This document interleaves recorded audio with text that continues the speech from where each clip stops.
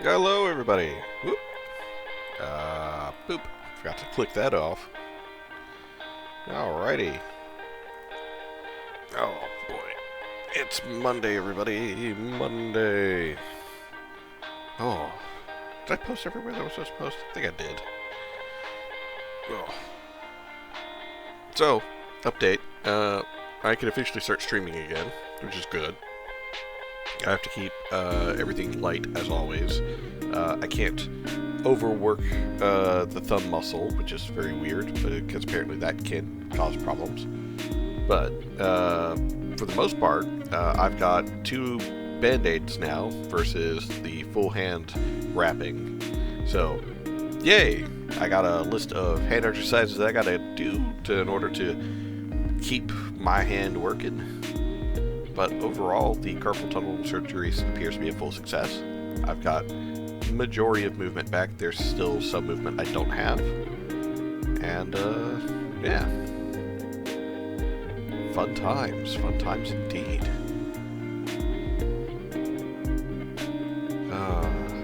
Trying to do these hand exercises, though, the ones they gave me, it's like trying to remember how to do the Boy Scout secret handshake. Which, by the way, if you've ever been to Boy Scouts, you have my sympathy. Because I did that too. It was terrible. But, let's see. Pretty sure I posted everywhere. You know, I've been having problems with Twitter as of late, but at the same time, I'm really glad that it's been notifying me of just random posts. Because, for some reason, Twitter is taking to this thing of, like, just giving me a notification of some random post for someone that I don't follow. And one of the ones that was recent, I think it was like today, it was like some guy, you know, fucking just looked at my profile, saw that I made AI music videos, and then blocked me. Bunch of pussies. And I'm like, oh, you make AI music videos. I'm not gonna bother responding, but I'm just gonna block you too, because why the fuck not? So I've been really thankful for that whole thing of Twitter just randomly notifying me of people, because that way I can look at it and be like, oh cool, I don't like this person, or I don't like what they're essentially pushing or marketing or whatever, or try and take all the credit for. So I'm just gonna block them and move on with my life. It makes it so much more streamlined and easy. Versus other platforms out there that are like, you need to do your best to just go with the algorithm and post things that make people happy and good inside. Nah, fuck that. I'm bitter. Alright, so let's see. Where is my game? Where is my game? Where is my game? Oh, while I'm pulling up the game for tonight, I posted about it on Twitter and Blue Sky, as well as in my Discord. My original PS1 memory card. This memory card I have literally had since I got my first PS1. That is how old this PS1 memory card is. I've had it since, like, 1999. And it is starting to fail. Like, it sometimes gets data corruption randomly, or it just doesn't save properly at all. And it's like, I just saved this game like an hour, or like not even an hour ago, like 20 minutes ago. I go back in, and like one of the 2 saves, because I always saved twice, one of the 2 saves is already like corrupted and not usable. And I'm like, ah, fuck. So it's a sad day to slowly say goodbye to an old friend like that. A PS1 memory card that has been with me for, at this point, a majority of my life. So, hey Valen, rip to the goat. I know, right? The first game that I saved on it was Final Fantasy VIII. I remember that. The pencil that I used to write on it too, it's all faded. You can't even see the pencil marks anymore. But I've had that thing forever. But, yeah.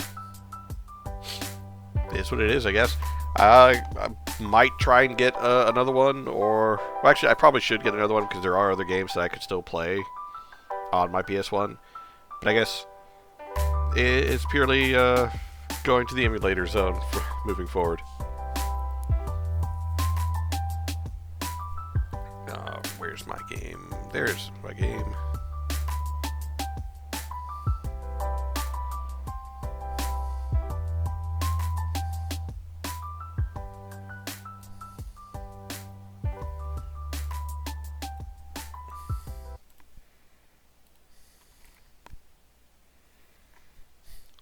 I'd have to bust out my PS2 since I don't have a PS1 anymore. Oh, I actually have, had two PS2s.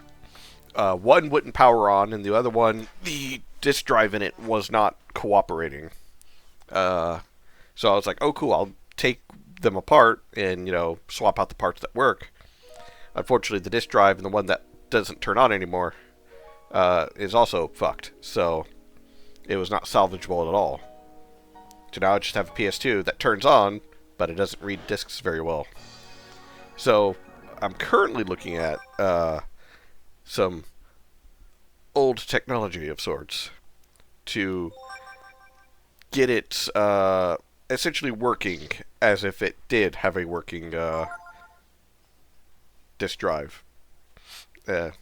Just a little bit of piracy is all.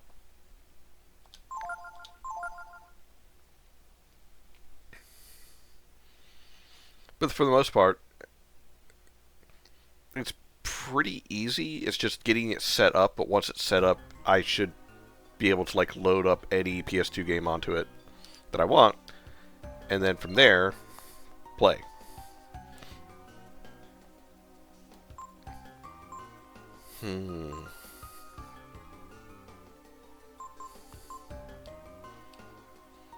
Okay, it's been like 2 weeks. What were we doing? Oh, now I remember. I think. Possibly.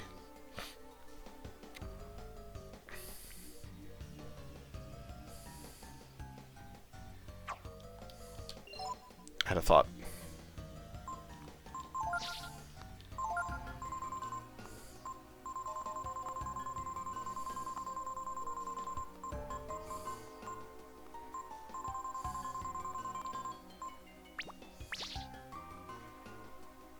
Okay.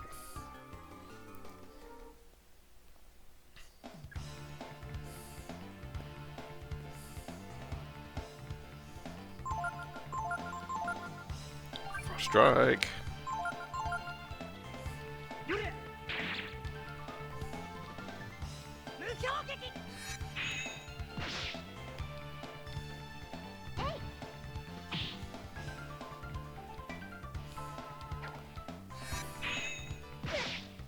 Ow.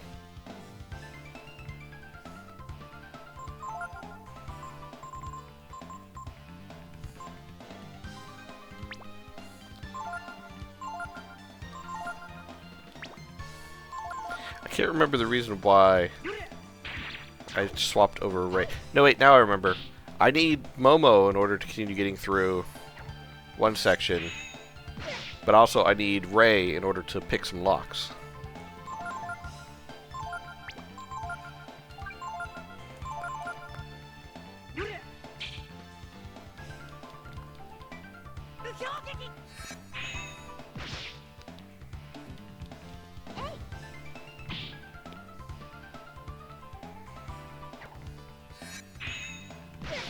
Yeah.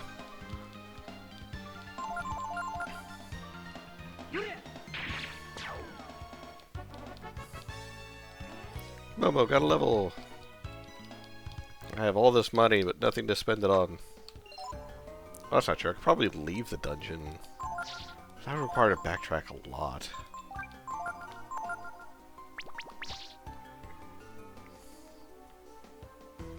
Okay, so if I recall correctly, I need to go this way.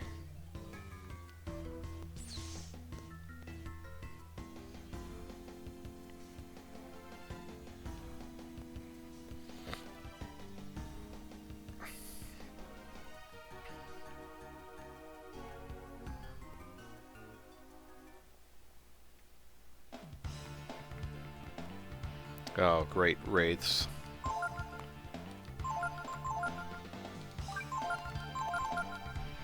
Gonna take my AP? Probably. No. It's casting Typhoon. There's another reason why I don't like field abilities, like maybe only in Wild Arms 1, because you only have 3 characters.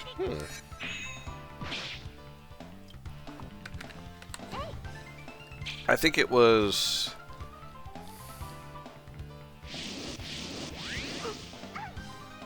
I think it was Wild Arms 3 that I played.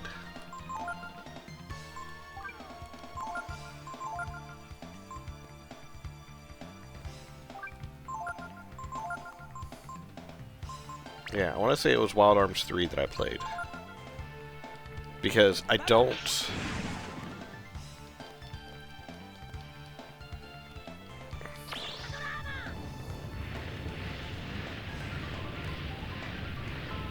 You have to hit them with elemental magic to weaken them, but you can also hit them with the same elemental magic again for massive damage. Yeah, that's what I remembered after I attacked them. Thought I gotta hit them with magic twice. Depress? No! I don't need to be depressed. I've been doing good.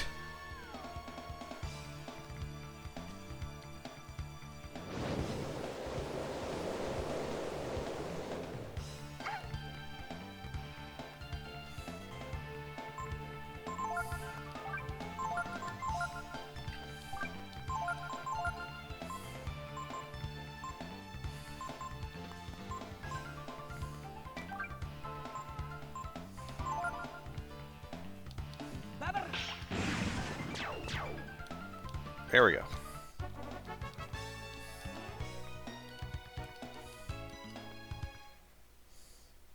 I think it's through this room there's going to be healing. Yeah.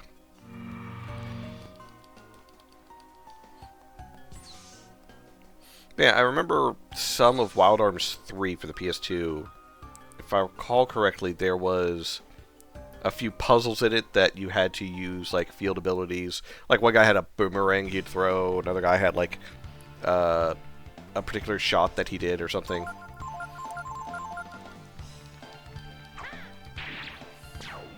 Elemental barriers of each element, they boost their defensive stats, so once you destroy them, they have way lower stats. So if you break them all, you can smack them for big damage. Yeah.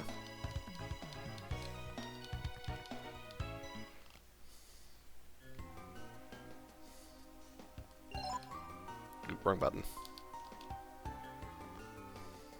Oh, that's right, those the weird eye things on the floor that aren't important, I don't think.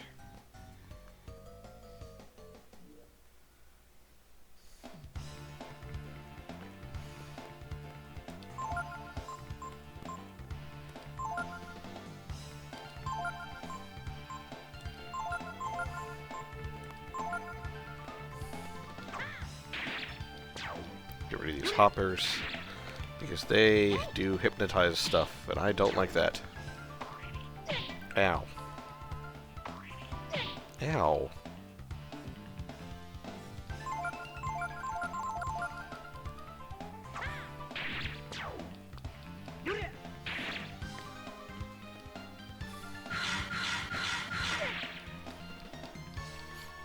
Defense down. Well, it's gonna die.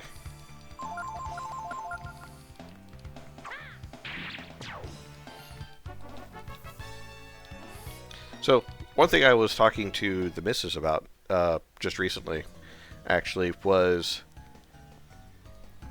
how I'm thinking about opening up the streams more in regards to not just doing RPG Maker anymore, but doing other,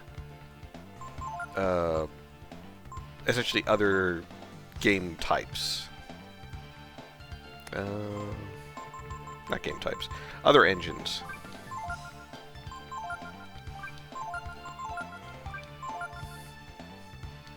Because pretty much, while the RPG Maker community has been pretty good to me, and I've been able to enjoy a lot of games from it, it doesn't change the fact that I kind of need to branch out a little bit if I hope to do anything more with my streams.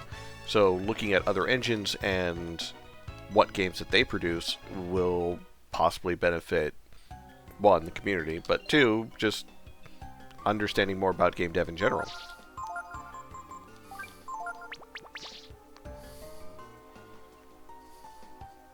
So, I still think that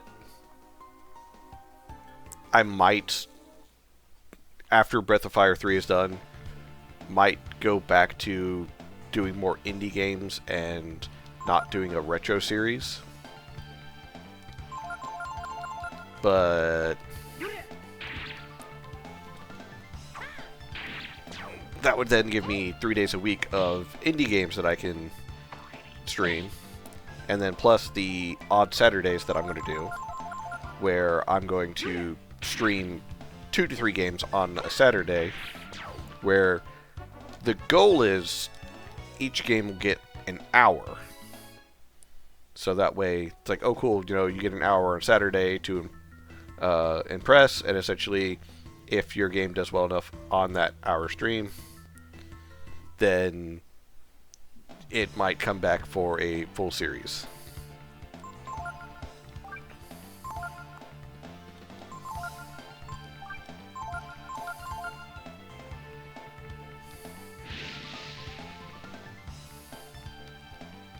Oh, that Molotov barely did shit.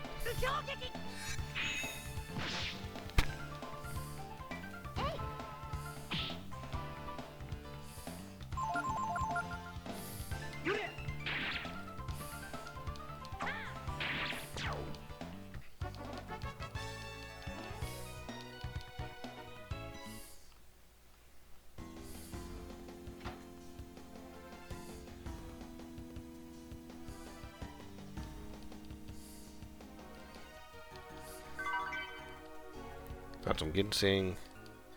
Nothing. Ow. Oh. Poisoned me. God dang it.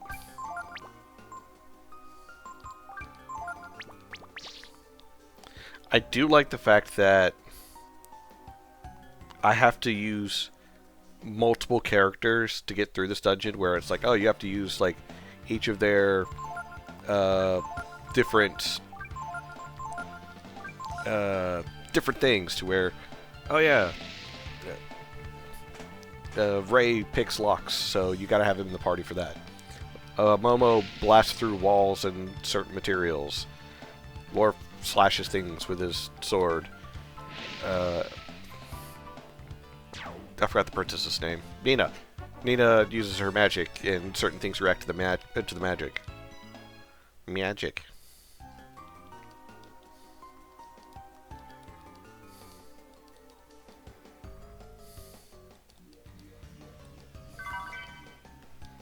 Found a wisdom fruit.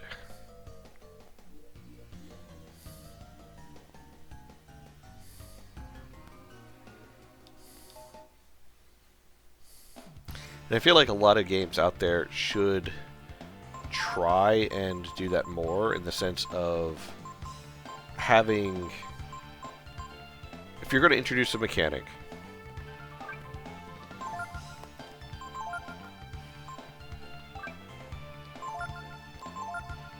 hold on, I'm trying to think.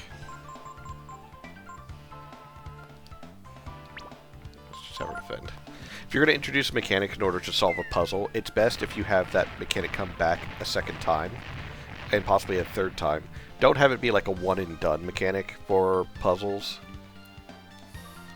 because then it literally becomes, oh, I got this MacGuffin for this one thing, and that's it. Never going to use this again. It's better that you make it a repeating thing. Legend of Zelda does this pretty well in some of their games. Not all of them. But it's like, oh cool, you know, once you get the grappling hook, you're pretty much going to use it in every dungeon from then forward, because it's needed in every dungeon. Wait, hold on.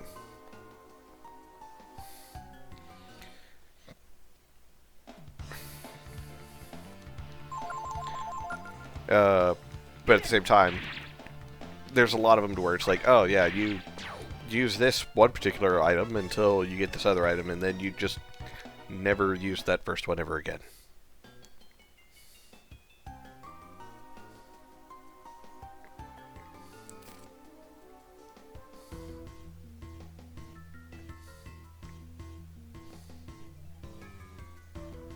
Okay.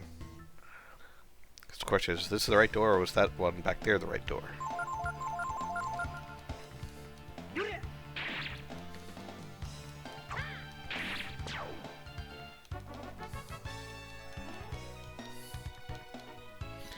Well, yeah, as far as making sure that puzzles require a tool that you may have gotten 1, 2, maybe even 3 dungeons ago, helps keep those puzzles and such relevant. Okay, so I think this is the way of moving forward. So let's go back for a second and see what was in that other door. And Breath of Fire 3 apparently does something very similar with the players or the characters. If it was purely based upon like just a few things, they'd like, oh yeah, you only need Ray in the party for like 1 or 2 instances of picking locks, and then never again, then you're never going to level him. You're never going to build him up or anything like that. Because it's like, why bother? Currently, I'm running into that issue with Pico, because like, what good is he? I'm sure he's actually super useful and all that jazz. I just, unfortunately, am not experiencing that. Because he doesn't really have an outside of combat thing to do other than headbutting stuff. But at the same time, there's not been a big need for him.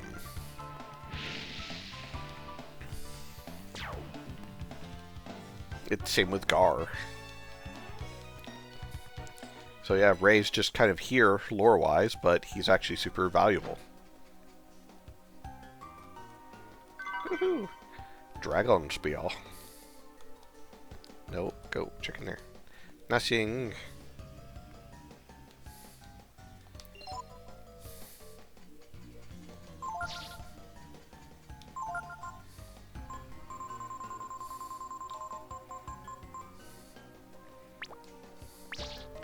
I feel like that's a weapon for Gar, which may be super useful in a boss fight coming up.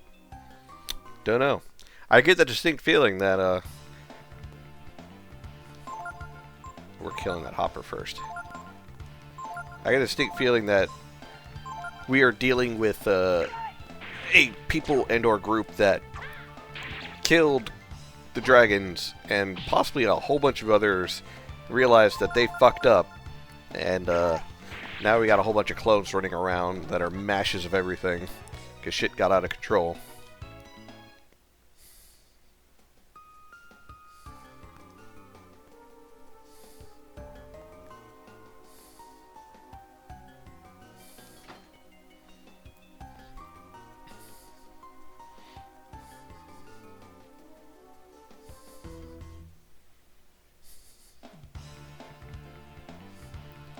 Goose. Oh.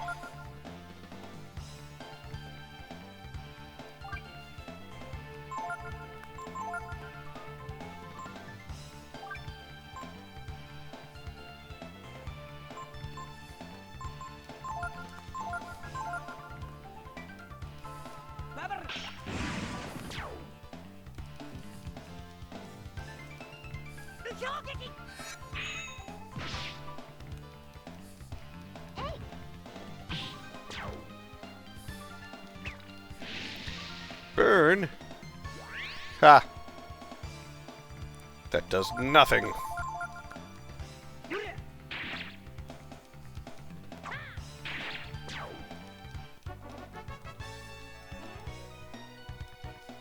Momo learned to vitalize. She shall be the healer of the party.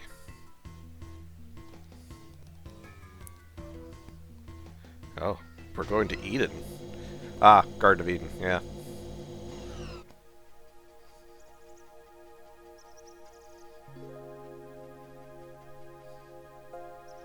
Wow! There's nothing! Looks like we're outside. But it's just another room.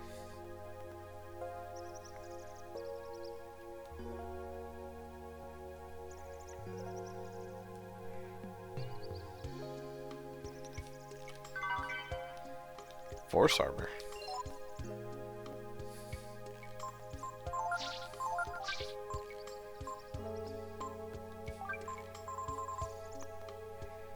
Defense up versus psionics. Well, who am I to say no?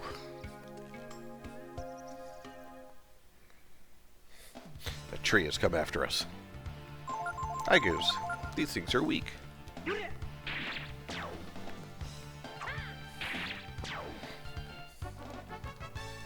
See? They're only worth 2 XP.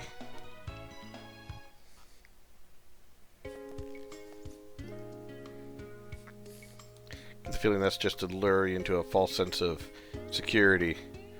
And all of a sudden, boom, big guy's gonna come out of nowhere and punch us in the dick. Goo King. Okay. Pilfer from him. Lorf. Frost Strike him. Momo. Give a Might onto Lorf.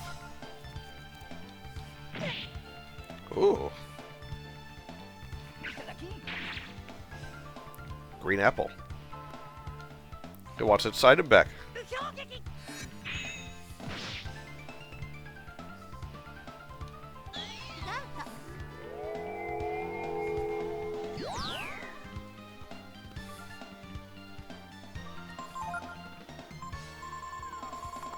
Itch is down again. Oh, that's great. Is it another DDoS attack, or is it just Itch being Itch?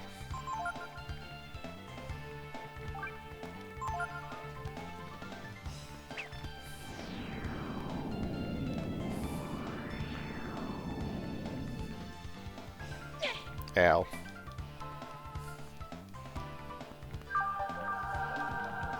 Yeah, I want to say Itch goes down pretty often.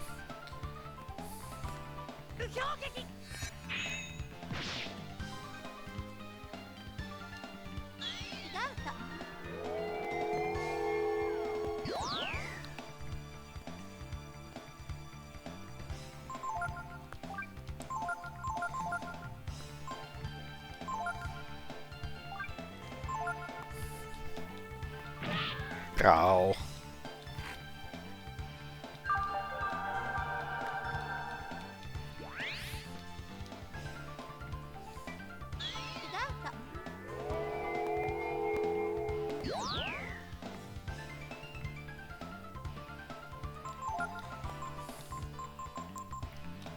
I got a feeling that this is not going to be a good fight for me.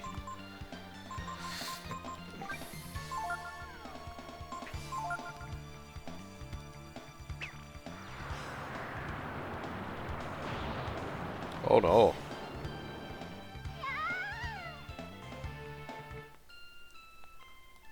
What the fuck?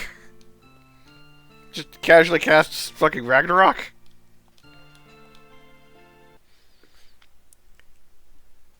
Talk about calling it, though. I was like, oh, this is not going to be a good fight for me. And all of a sudden, just... yeah, just cast Ragnarok. Game over, guys.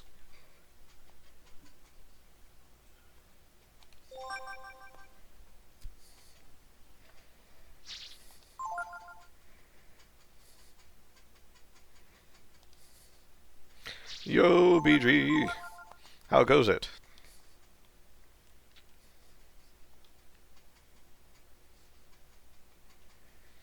Yep, got a party wipe to a Goo King. King Goo? Goo Boy. A Goofy Goo. Student presentation just ended. Ah. You and your teacher stuff.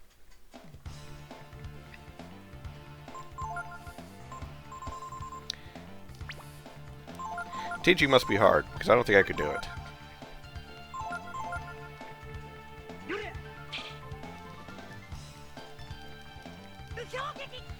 Still getting over the flu? Ugh.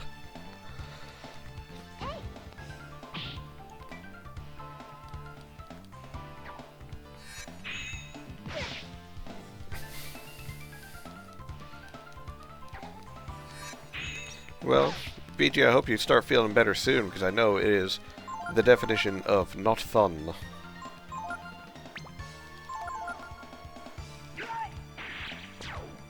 Miracle!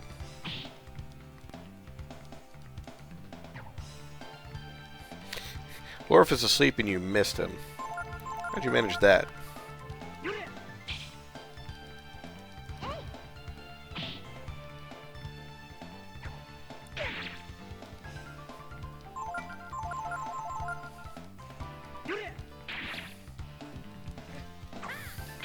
This finally has a 1% drop of the best sword in the game. Ah. It's first full day of work since caught it. Did a lot of half days last week. I have not been working.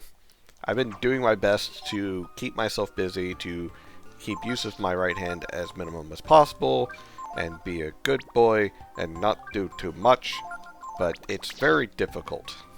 It is very, very, very, very difficult. Because I don't like not feeling productive.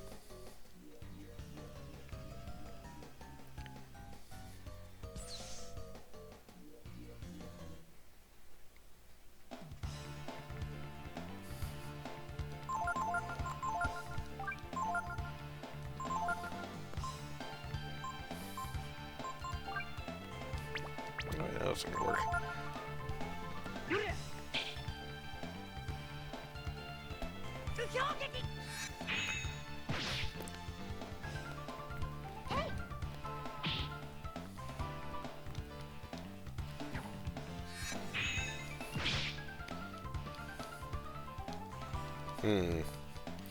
I wonder. So, while I have been away due to being forced to rest, much to my dismay, I have also been growing veggies and such, and it's been going pretty well so far. So far. We'll find out more later, whether or not it has indeed gone well.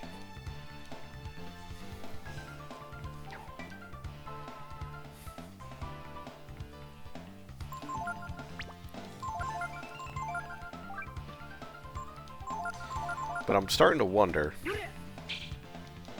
Was your armor crack already, you motherfucker? Like... I get the feeling that I'm probably going to be, like, having a lot of tomatoes. Like, a lot of tomatoes. How much salsa am I going to have to make sure those tomatoes don't go to waste?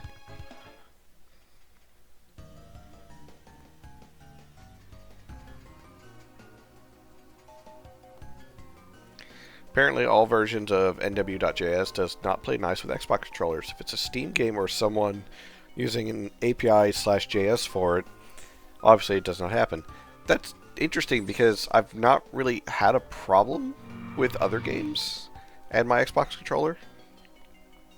I can see about getting one of my PlayStation controllers working to use it instead, because I do have PS4 controllers.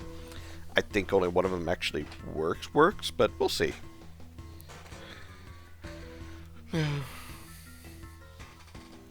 Did you disable dashing in the options? I don't think so. I don't recall doing something like that. That'd be silly. I would, if optional, I normally put it to always dashing. Like if I have control over that.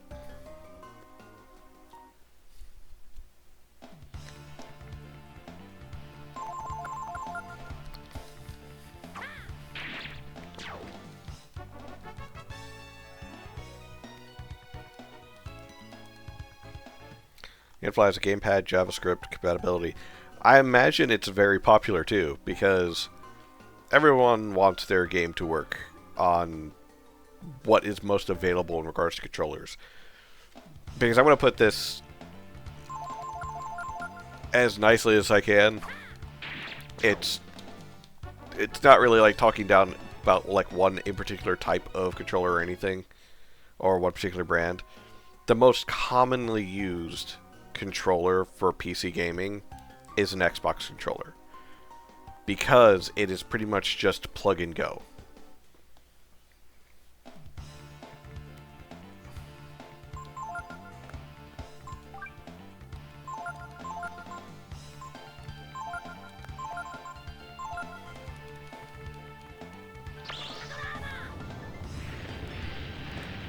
like I know there's some people that like I prefer PS4 controller, or I have this N64 USB controller that I can use, or or not N64, NES. Well, there probably is an N64 one, but there's like a number of USB controllers and controller types out there. But the most common is honestly going to be an Xbox controller.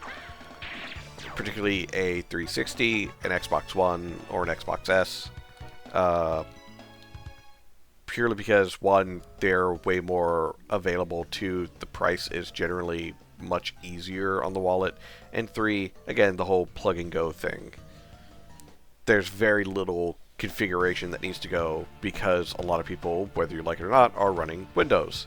And because they're running Windows, that means they are going to be automatically having some form of Game Pass or Xbox integration in with it.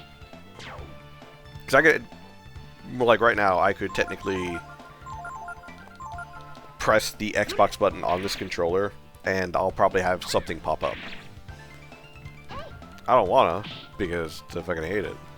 And I'm pretty sure I've disabled it as best as I can. But, like, there's an Xbox game bar or something like that that's essentially baked into most Windows going forward. Because, Microsoft is going to Microslop.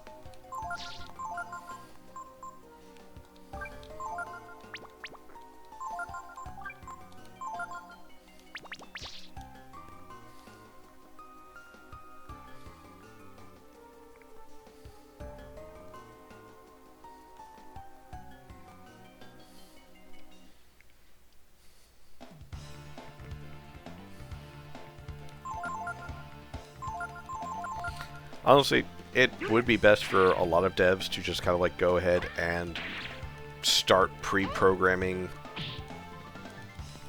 controller compatibilities into their games. Even if you're doing it as a hobbyist or you're doing it as an indie dev, going to be releasing your first major game, go ahead and make like controller compatibility one of your top, you don't have to make it the top, but one of your top priorities. Purely because, again, it's an accessibility thing. And even PC players will essentially pick up a controller first and see if it works. Because it's purely a comfort thing for a lot of them. Especially if they play a lot of retro games, or there's a particular niche of games that they like. Controllers just have a nicer, more comfortable feel for them. And also, if you've already got it baked in, then it also helps with trying to essentially get your game onto consoles. Because it's like, hey, I don't have to do too terribly much work, because I've already got some of it done with having, it supported on Xbox controllers, or PS4 controllers. Blessed Armor. What does Blessed Armor do? Gives a small boost in...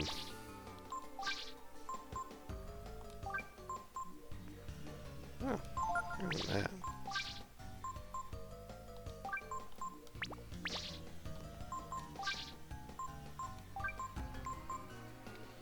Gives her a small boost.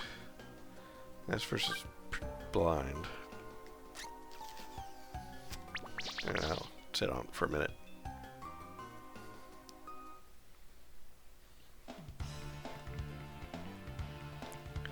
Oh, great. It's making me sad.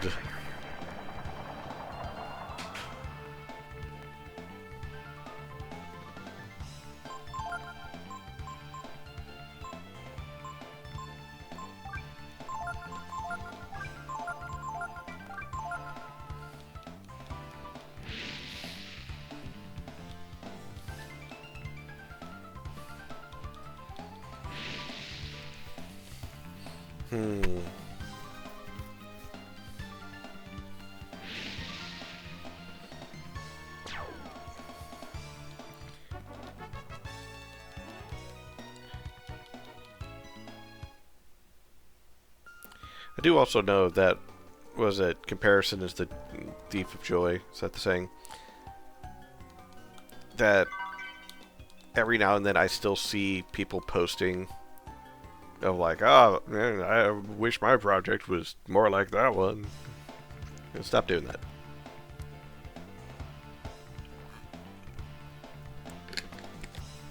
Also, I have seen a huge fucking uptick in AI slop ads. They're getting better in the sense of like, you almost convinced me this was a real ad.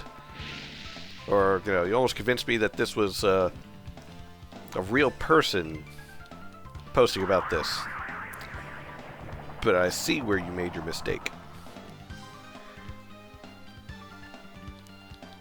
Most common one that I've seen as of late is like, oh, you know, they said no one would buy this from, you know, me because of some bullshit reason. And then it's like the same type of ad, but 4 or 5 times from like either different angles or different setups, but it's all the same.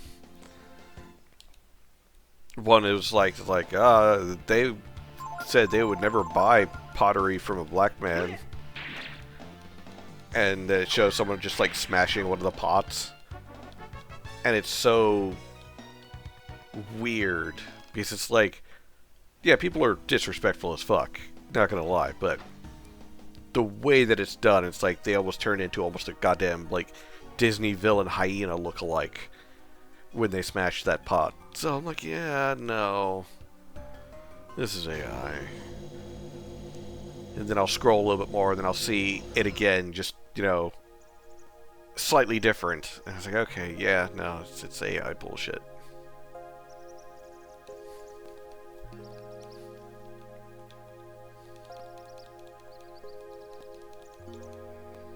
Just another room.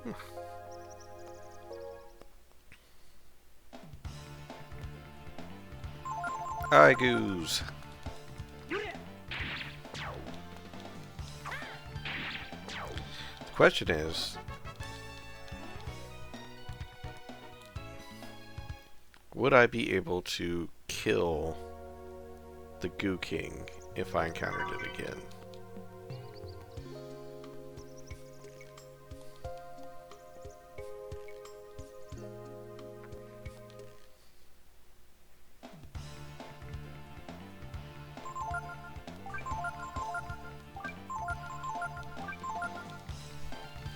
I feel like it's got a lot more health than I think it does.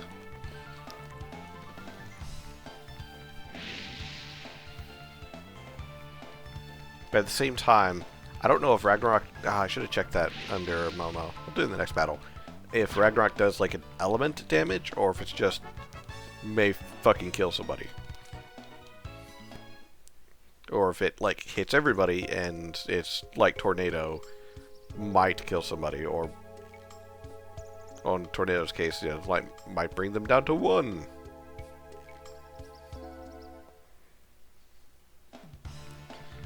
It's a non-elemental breath attack. Ah.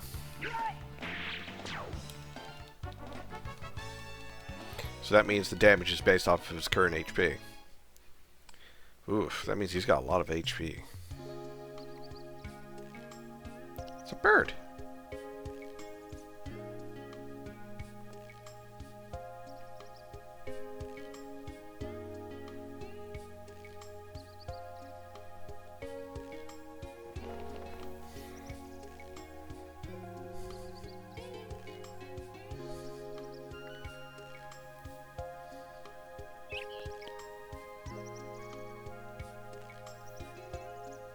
I think the bird just died. They can't tell they're inside a room. And when they try to fly, they'll only end up hurting themselves. Do you understand, Orf? I suppose I should have known you'd come here eventually. You are a brood, after all. Who? Tipo? It's really you, Tipo? It's me, Ray. Tipo, you're alive! I thought... Be silent. I must talk with Lorf. Welcome, Lorf. Unfortunately, your journey ends here. I can answer all your questions. And explain why our race had to be destroyed. Oh, Teepo's also Brood? I didn't know that, though it does explain why he has the same hair. Soon after we separated, so many years ago, I learned that I too was of the Brood.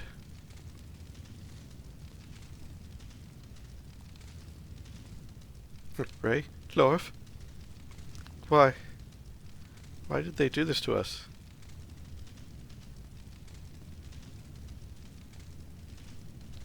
Ray, Lorf.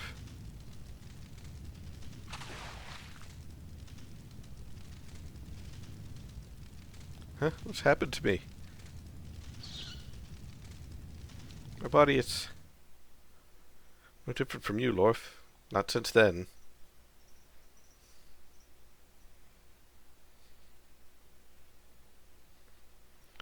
Much blood has been shed to reach this point.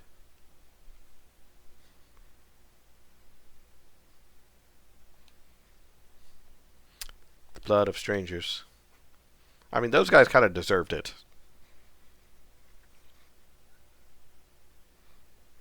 Your own blood.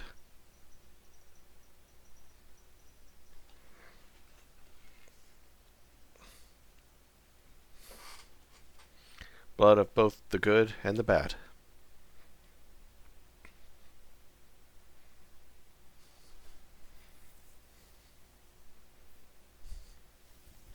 Nothing but hardship awaits us wherever we go.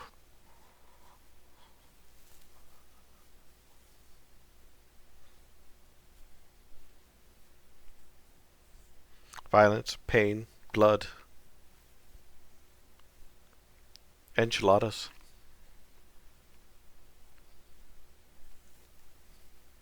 That is the Brood. That is what we are. Hello, Cly. My wrist is, I want to say, like 90% better. I am still recovering in the sense I don't have full motion. There's like some hand positions I can't do, and I don't have full strength back. But for the most part, I'm good to start streaming again, so I'm started to do that. I did stream a little bit on Saturday too. By the way, Cly, did you submit to the forum? I don't think you did. Or at least I don't think I saw an update to it. Let me double check. So I may be fibbing on accident.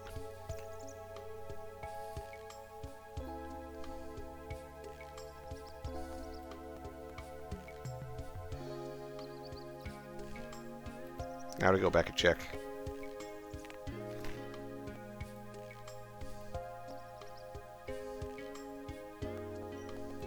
Oh, wait, no, you did.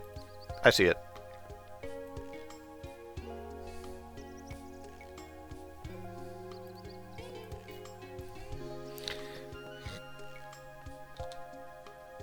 The Brood pose too great a danger to the world. Our power. Our very existence threatens it. We cause war and chaos wherever we go. So, Mr. Teepo, the goddess put it in your head that to wait here? Wait here to kill Lorf, eh? No! She would never harm anyone, nor allow anyone to be harmed. She simply fears for the world should the power of the Brood be left uncontrolled. Oh, we are different from them. We can't be with them. I don't know, there's this one chick, she's half snake. Name's Diaz. Super hot. You might want to check it out. That's why you need to stay here with me. With me and the goddess Maria. Maria!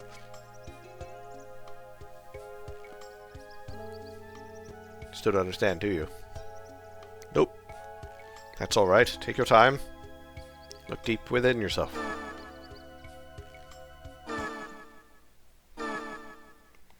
Oh boy. I think those special roots I ate earlier are kicking in.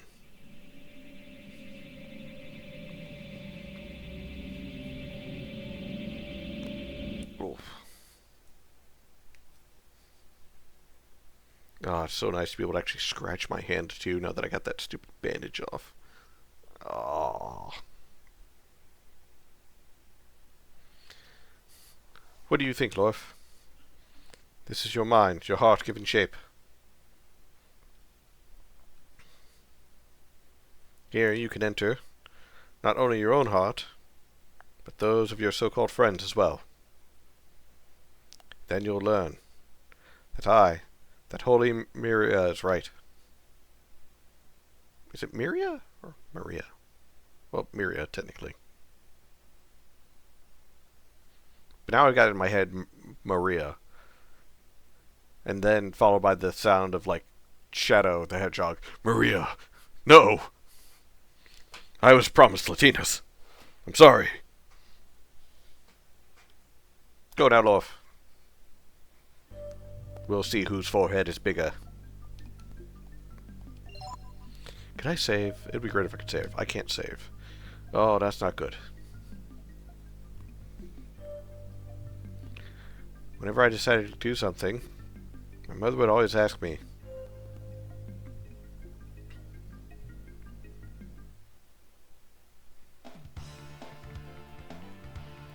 Mad Gong.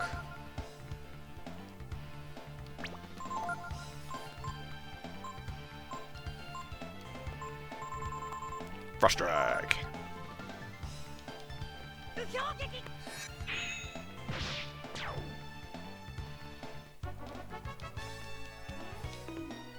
Ah.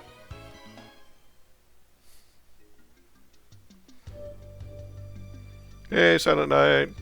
Tipo literally playing mind games. I know, right? It's rude. Is that what the Princess of Windia should do? I would always answer yes. When I left the castle, Lorf and my other friends, for the first time I wasn't my mother's daughter. Or the Princess of Windia. I was able to just be Nina. Just being selfish, you know.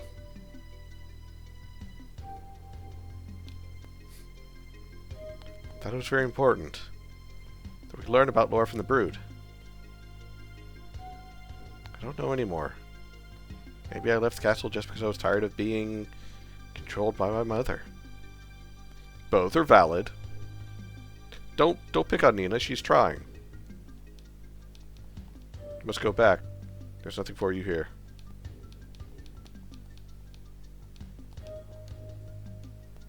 Oh, fuck you.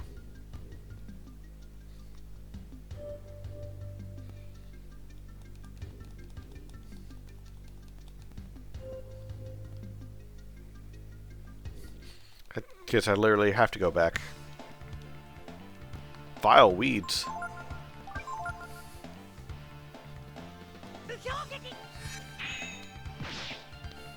Oh. Not enough AP. It tried to cast magic, but it doesn't have magic for.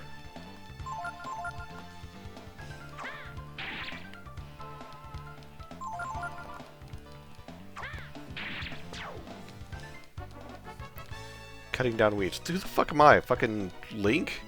Am I gardening?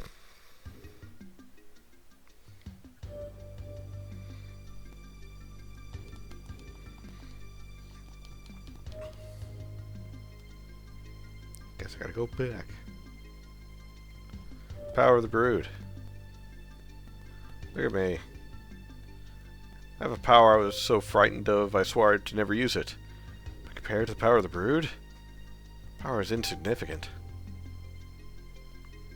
Doesn't that just beat all? How could anyone handle that kind of power? For me, I know what I'd do with it. No, I know better. I wouldn't be able to handle that kind of power responsibly. Just no good.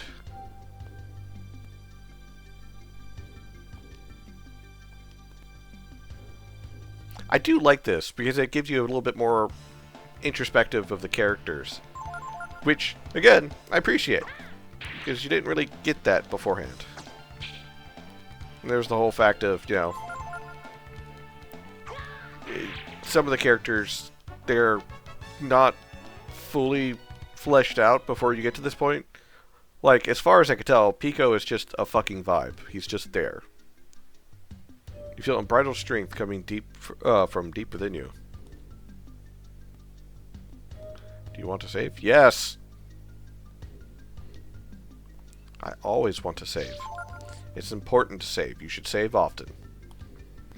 Apparently the package.json, I might have also had to name the project in that as well.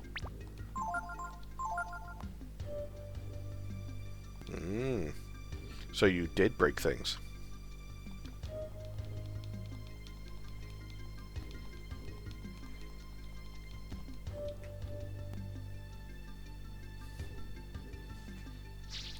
You know, now that I think about it, I could probably get like a new memory card for like $10 off of Amazon. But if that's the case, do I want to get more PlayStation 1 games? If so, what games? It's hard to find games in good condition for that.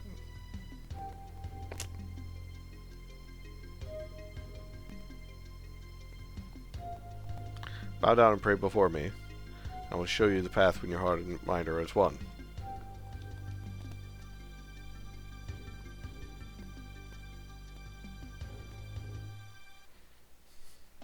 So when we blank, RPG MP fills it automatically. Ah.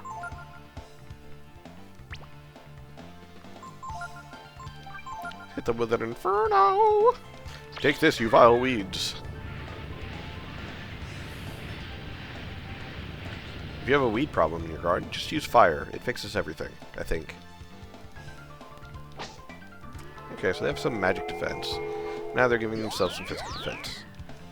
Gah!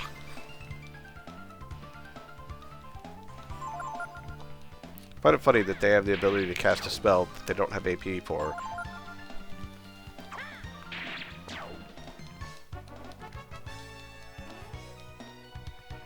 Rice bowl. What does a rice bowl do?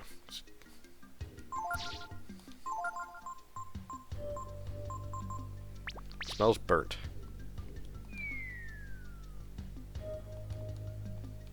Sure, do you want what's in the box? Yeah.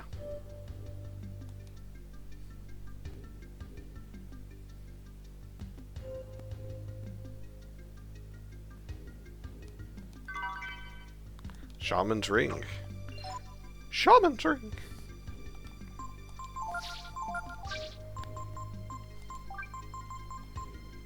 Lowers AP usage by 25%. Okay.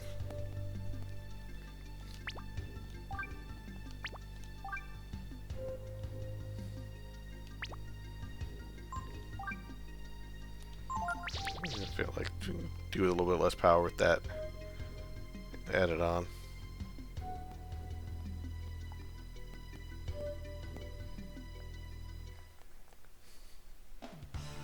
Probably fills after the game launches, so this could be a weird quirk with Windows 11 not detecting it correctly, causing issues with the Xbox inputs.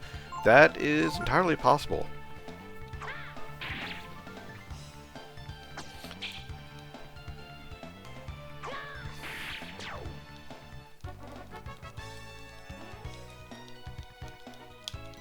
I know, like, even older games, especially if you launch them through Steam, has pretty much controller support baked into it because Steam does something with how it launches the game.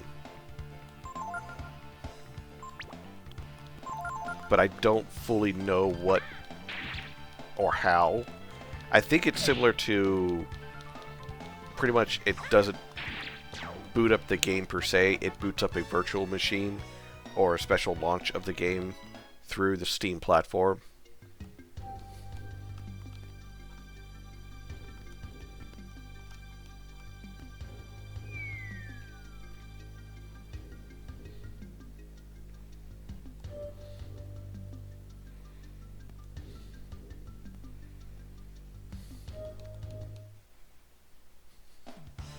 Hmm.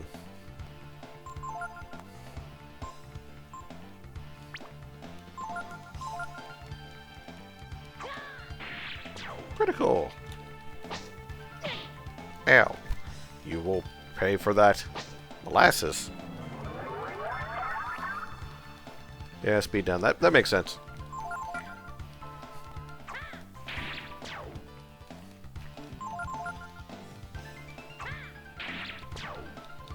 Oh, this is about as quick as molasses in the winter.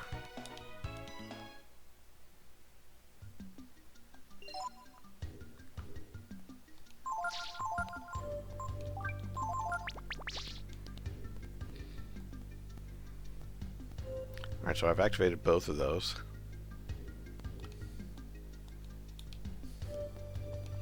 Show the path when your heart and mind are as one.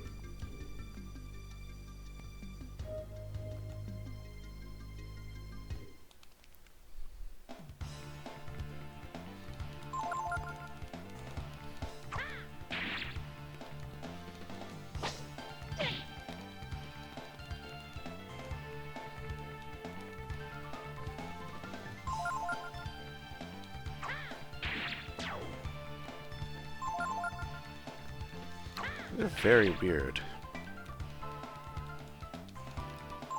Death. Sirocco. Are they just using the party's spells and abilities? Are the evil weeds essentially just using the party's abilities?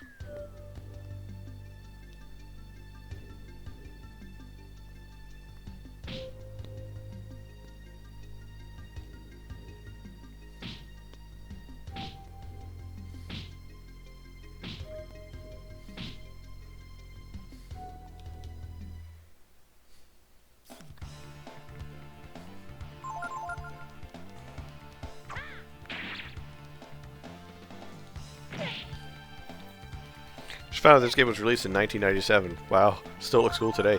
It does. I've actually been very impressed with it.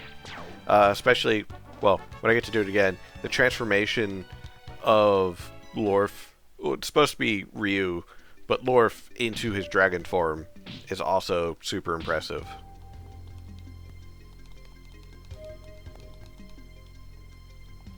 Okay, I thought maybe having him poisoned would do it, because guess not.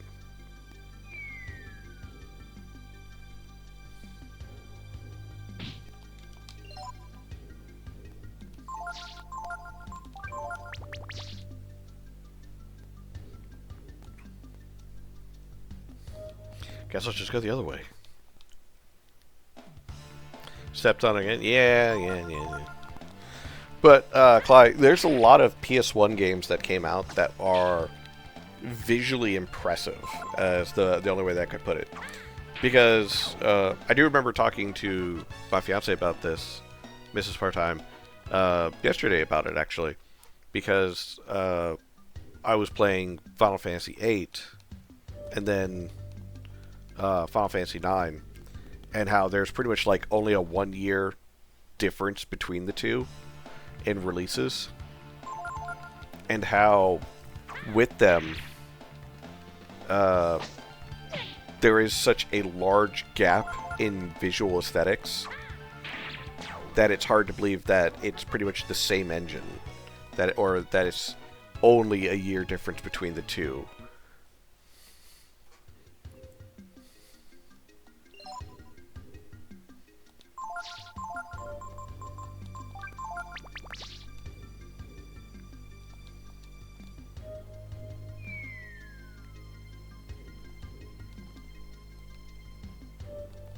Do what your heart tells you.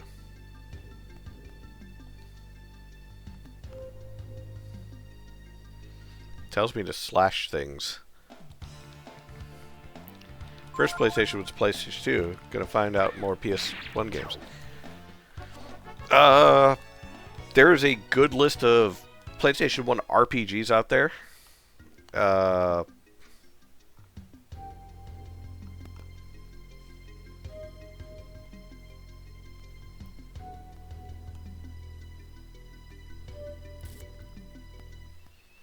Sorry, I'm trying to think. It's like, what am I supposed to do in this fucking puzzle?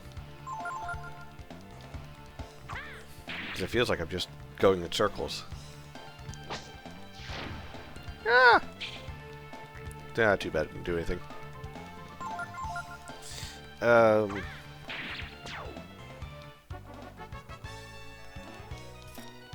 me think. So Breath of Fire 3 has definitely been one. I hear the Breath of Fire series in general is actually pretty good. Bow down and pray before...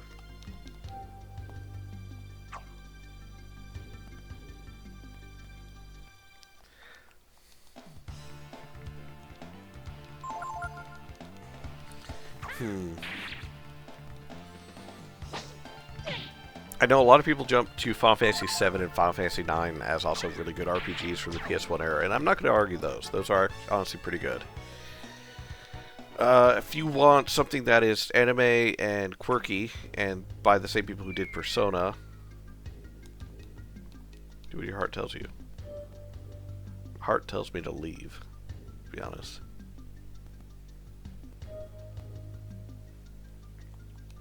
But I can't leave. Let's see. Yeah, if you want something quirky, anime-based, where you get to date girls in order to unlock magical abilities that you can then forge into swords to go fight bad guys, Thousand Arms, for the same people who made the Persona games and the Shin Megami Tensei games.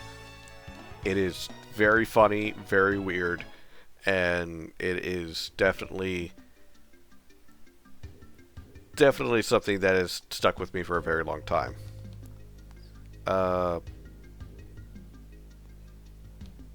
Oh, there's another light over there. And then, let's see, what else is another good one? You also get Final Fantasy 1 and 2 on the PS1 through Final Fantasy Origins. There's also...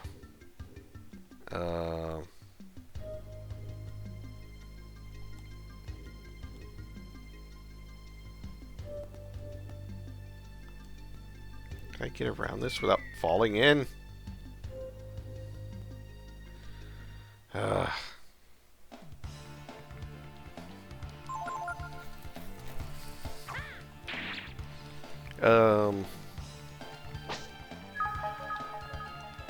me think. I think the only Final Fantasy you can't get on the PlayStation 1 is Final Fantasy 3? I don't know. But, I think Dragon Quest never came to PS1, but I know that there is a Dragon Quest on the PS2. Or is it Dragon Warrior at that point?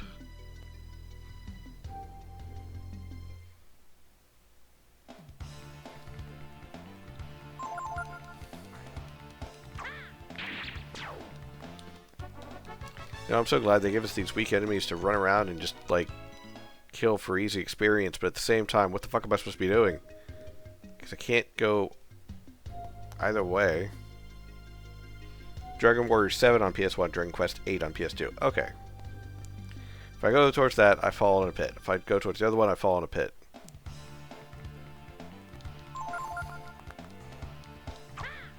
The one below that says, trust your heart.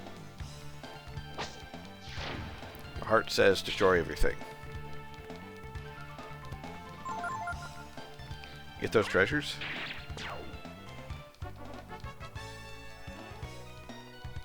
Yeah, I got one of them.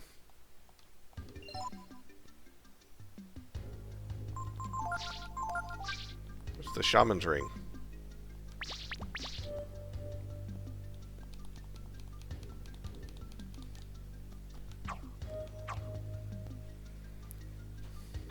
So if I go this way, I fall. Talk this thing. Do what your heart tells you. Get the other. I went to the other one and I fell.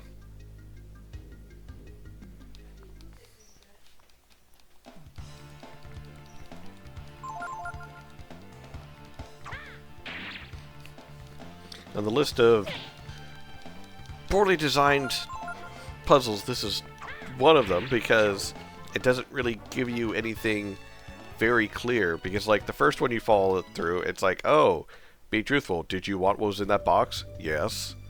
'Cause otherwise, why'd you go towards it? You try not going to the pillar of light? I'll try again. But it didn't seem like there was any other way I could go.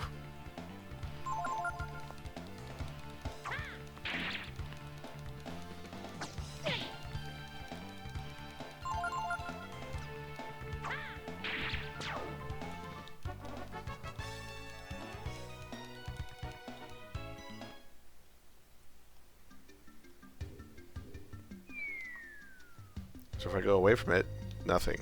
If I go this way...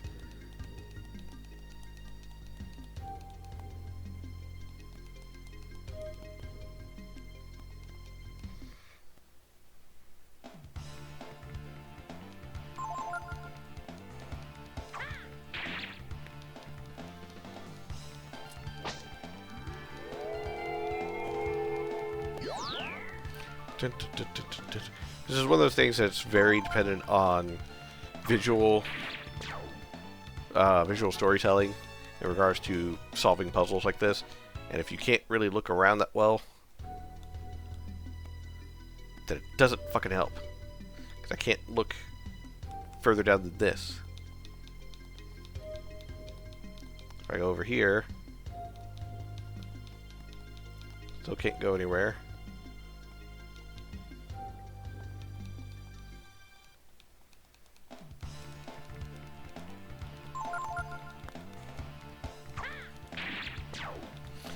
Cut down some fucking weeds like I'm fighting fucking monsters in Hyrule.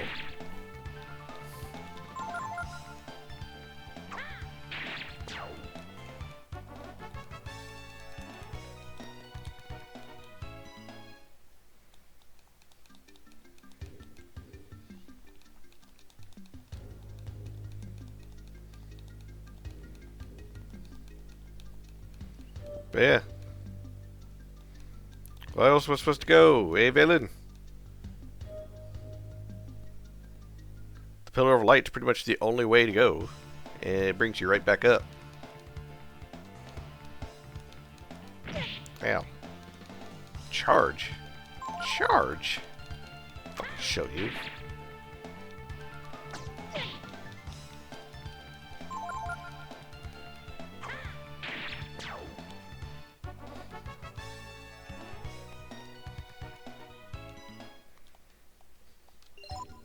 And if it's supposed to be like, oh, there's actually different layers of things, cool, you should tell that visually by having some indication.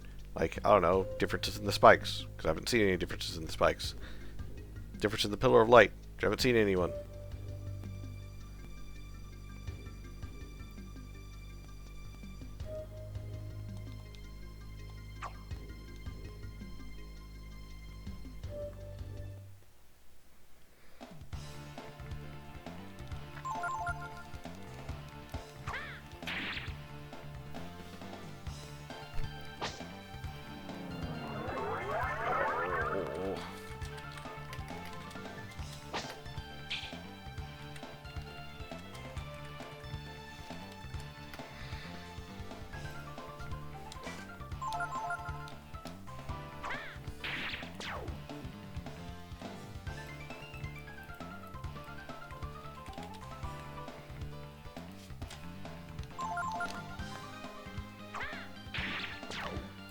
Checking something, I got a message, sorry.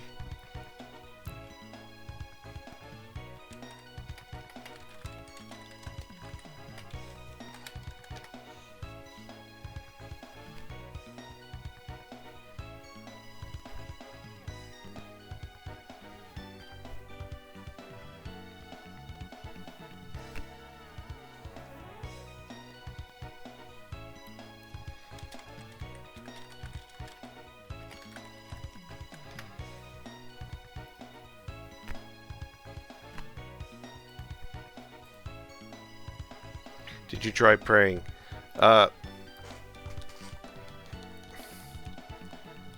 What action button is for praying?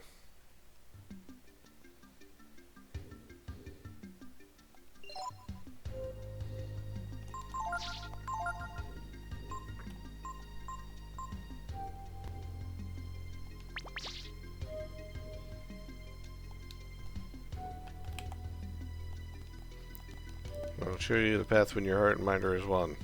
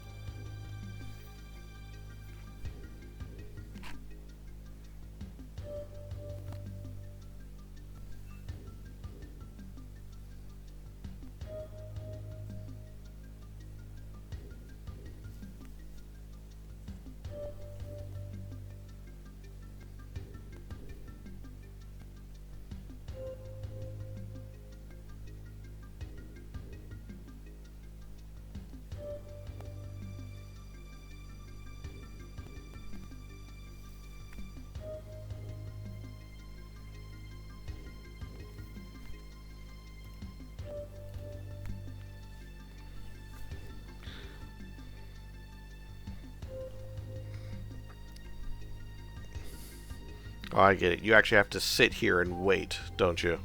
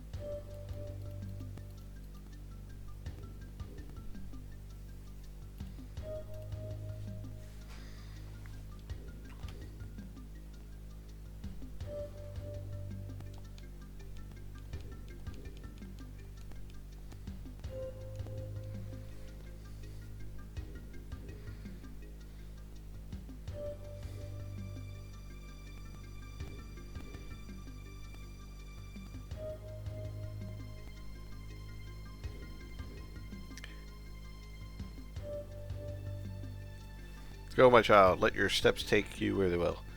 That's stupid. There you go, ADHD man. Apologies, I have ADHD, but at the same time, there's nothing indicating. Because it says, bow your head and pray, which doesn't happen. It's patience. And it's like, take a moment of patience would be better. So you're pretty much like, say, hey, wait here, dumbass. Then you can go. How do you pray? Well, I don't, because I'm agnostic, but I grew up in a Baptist house, so you pray on your knees. Or let me rephrase that. I grew up with a father that was Baptist and a mother that was Catholic, so you pray on your knees. Hey, F-Zero. Arm is fine. It's the wrist. Wrist and hand are 90% better.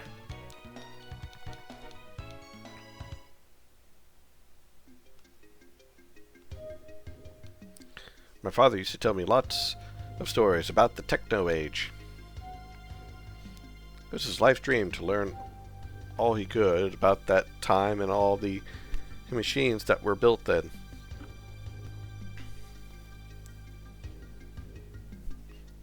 Pray in front of an effigy by being still. That's silly. Missed what kind of surgery you got? I assume it was for carpal tunnel? Yep, that's exactly what it was. I could finally use my right hand most of the way. Father, I'm almost there. It's right in front of me. The Brood, God, I don't know anything about them. The fate of the world? It's too big for me. All I know is, by getting closer to God, I'm getting closer to that age. The age of machines.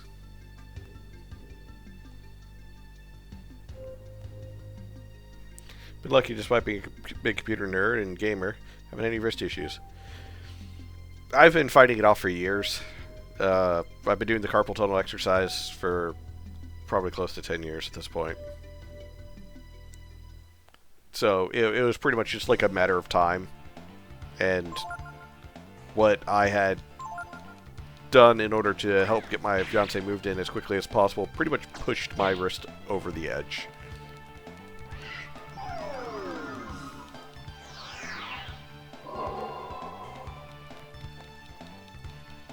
It stole my AP, that bastard. No matter what, Momo is like, yeah, knowledge! Yeah, science, bitch!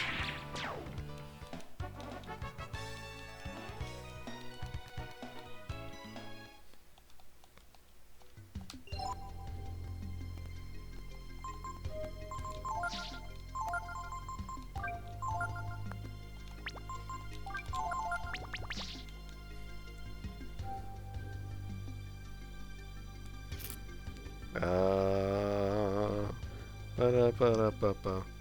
What does this do? Teleports me, apparently. Okay.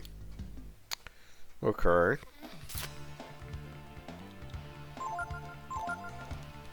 We're so busy while on the job hunt with the blog, so I've been writing about roguelike game design. Ooh. I do like me a good roguelite. I know some people argue that... Oh, it's Gar. Argue that roguelite is not as good as roguelike, but at the same time I really do believe it's a preference thing and people need to get sticks out their butts. Advanced Bazooka Umbrella doesn't explain anything disassociate based. Believe that by hunting the brood, by obeying God, I was saving the world. Now I wonder, was I... If they had wanted to, the brood could have stopped us at any time. What should I have done? Jumped. I guess it's the only way I can put it. They're just separate things at this point, but for people that grew up on the stuff like Binding the Isaac, that's what roguelike is. Yeah. Roguelike is pretty much like, yeah, it doesn't matter what you had in the previous run, it's gone now. Don't think about it anymore. Where roguelite is, oh hey, you know, you got some sort of unlock previously. Oh, yes, my love. I'm not. That was my elbow that popped. Are you sure? Yes. Alright.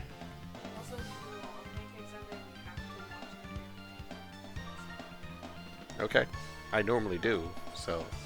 We haven't the last 2 weeks, and I've done the dishes the last 2 weeks. Yeah. After. Spent 20 minutes scrubbing. Yeah, I normally let it soak while I do the rest of the dishes. No, I mean, no, but when I start the dishes, I did. oh.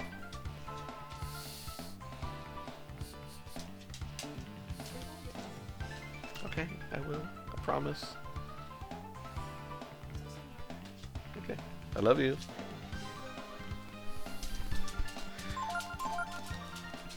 She's fussing at me, but I love her. But yeah, roguelite was always as close to the original game Rogue as possible, where previous runs didn't matter. The only thing that you retained was the knowledge of what you succeeded on doing in the previous run. Roguelite allowed you to carry over things. I've been watching you for a long time, Lorf. You're into some weird shit. You need to do what you, and only you, think is right. The power of the brood is something to be respected and feared, but it's not enough to save or destroy the world. Go figure, the Onion is the best insight.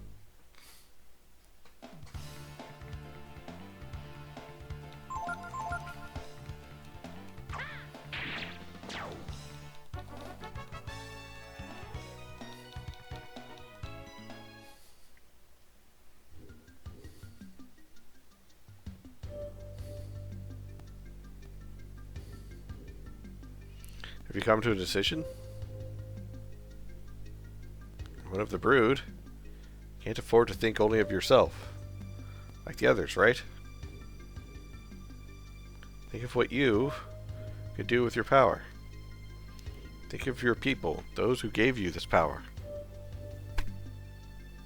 If you have the power to change the world, you have to take responsibility for the world.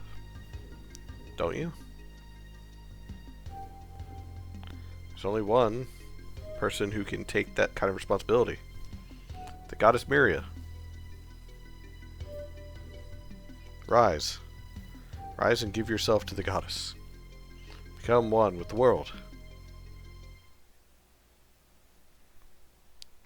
Who are you?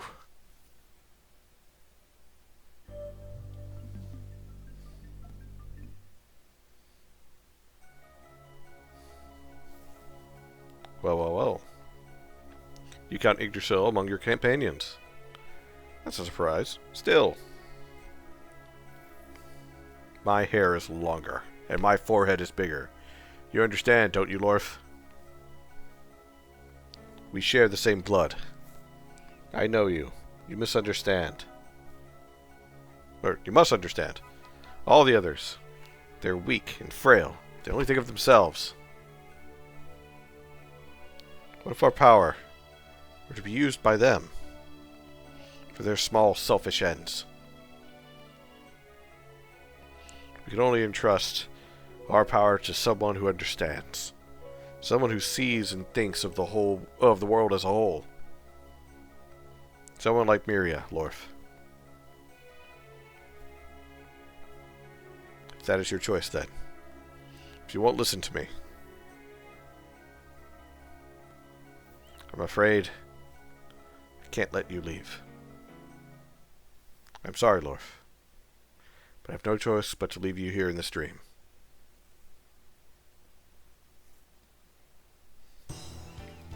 Bring it, fucker. Alright.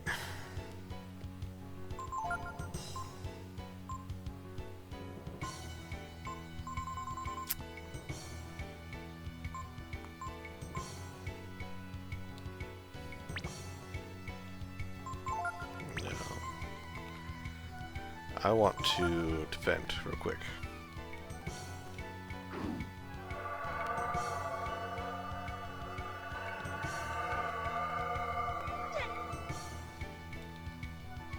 Speed down.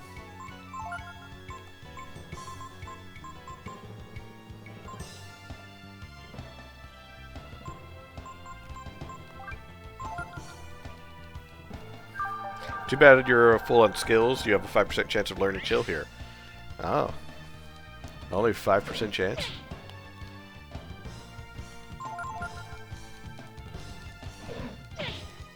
Yeah.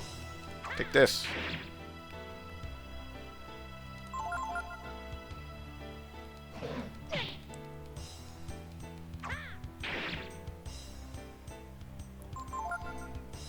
You know what?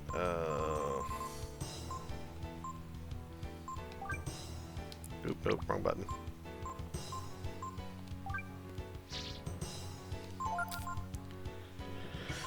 Let's go with Radiant Defender.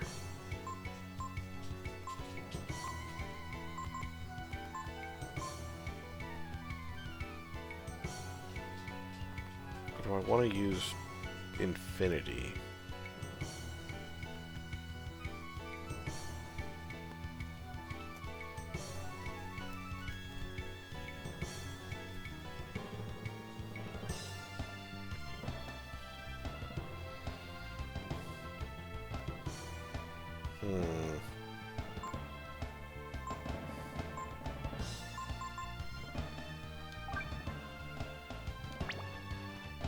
Let's do this. Just these two.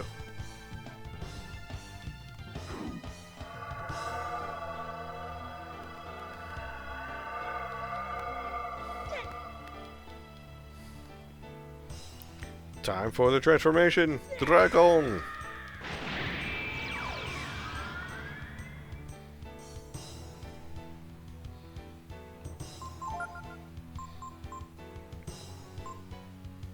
Divine Breath.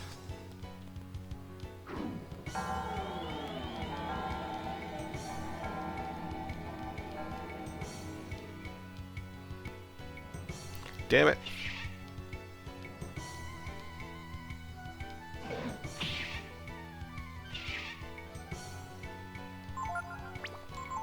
So again, Divine Breath.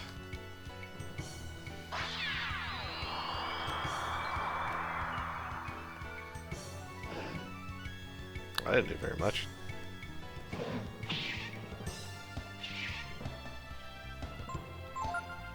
Shining Claw.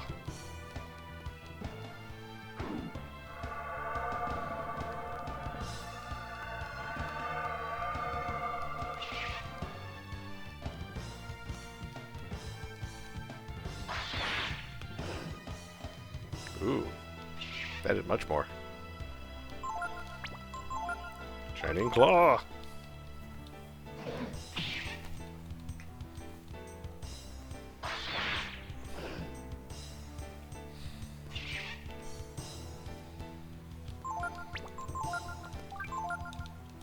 Oh, that's right, because the formula you gave earlier for breath attacks, it's intelligence plus HP times 100. Then minus defense divided by 100. But since Lorf is a strong boy, with strong arms, maybe not the brightest, but strong.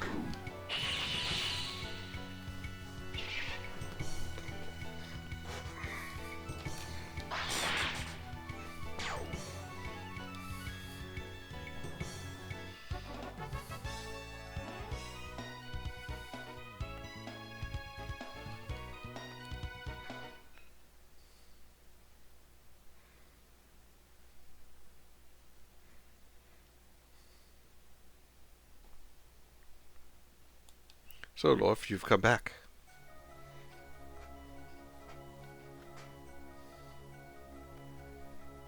Why did you fight? All that would have happened is that you would have lost the power of the brood. You wouldn't have had to die.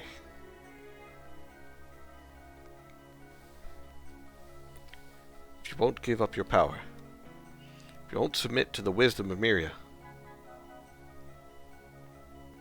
I have no choice. No choice but to kill you.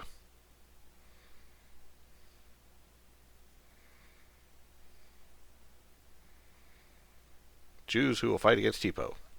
Alrighty.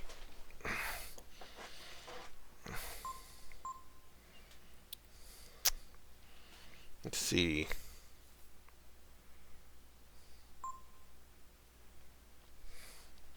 I feel like making Ray fight him would be cruel.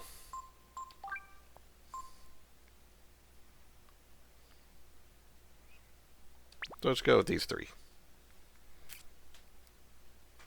Oh, shit. Eh. Go with defense. Oh, that's a kick-ass dragon look. Oh, I never got...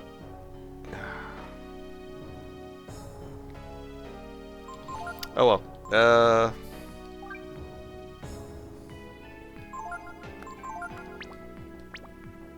Lorf. Shield. Nina, you move pretty quick. So, feed that to Lorf. Gar.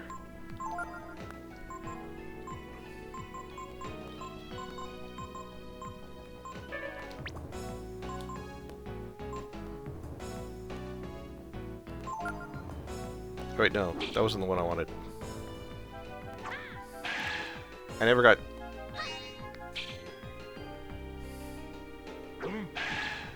Oh.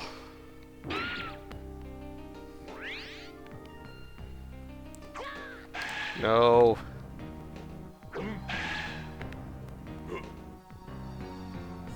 Okay, let's try this again. Lorf, shield. I hit the wrong button. Nina.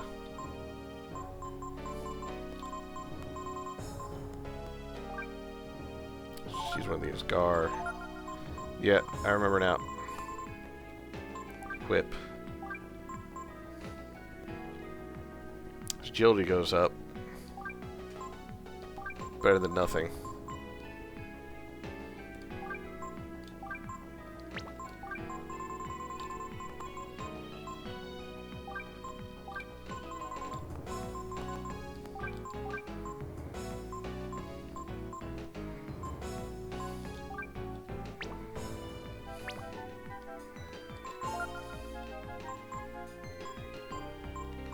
Oh, that's right, he is my least developed.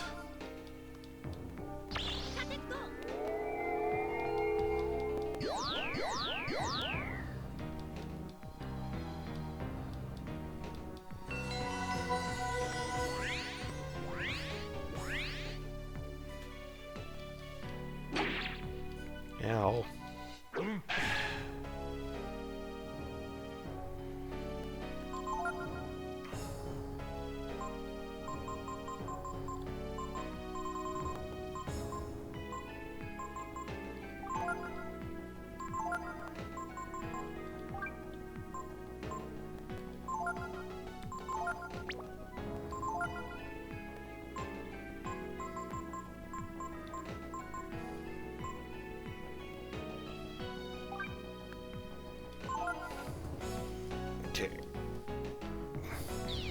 Oh. Well. At least the two of them are safe from that.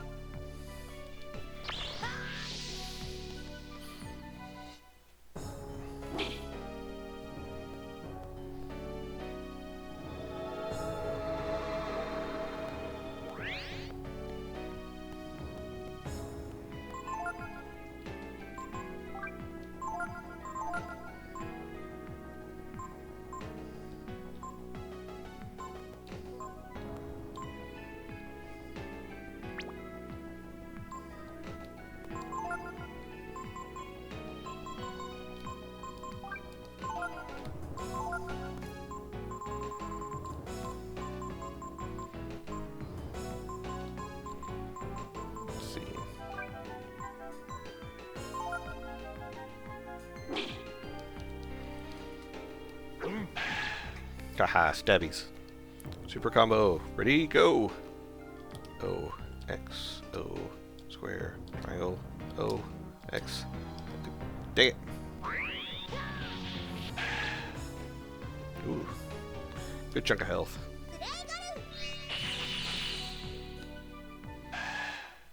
Oh.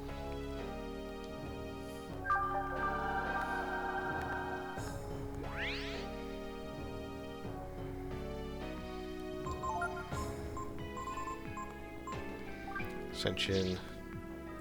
Pick. Let's go with Force.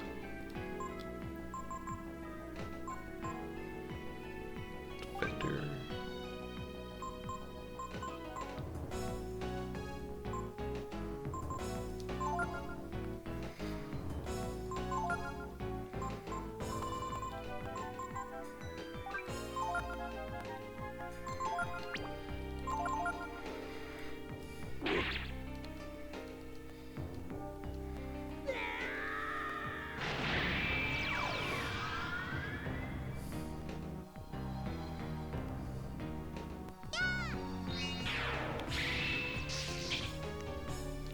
Ah.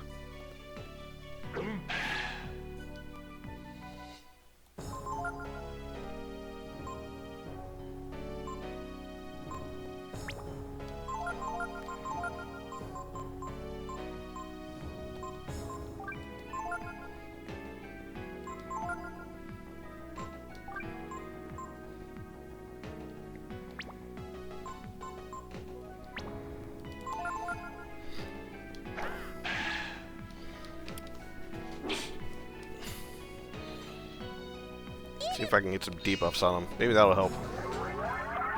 So I'm trying to think a good about as to like what I could possibly do, because it seems like he's got decent enough defense and magic defense to where I'm not going to be able to do a whole lot to him. But...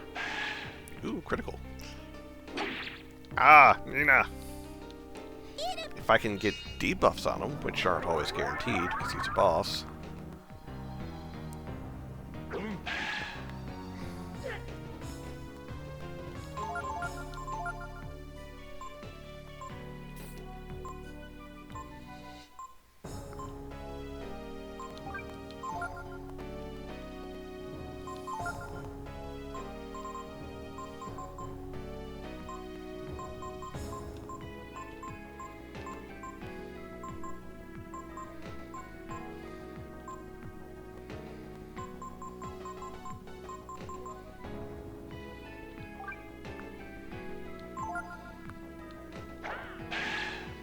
I have an idea.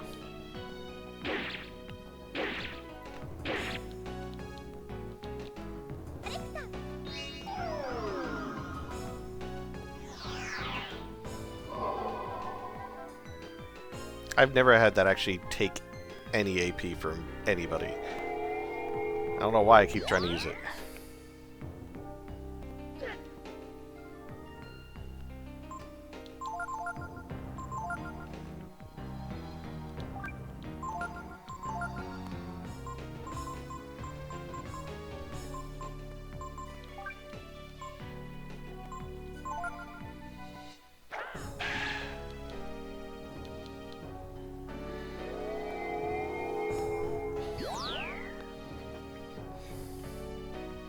Bosses have null AP for basically infinite.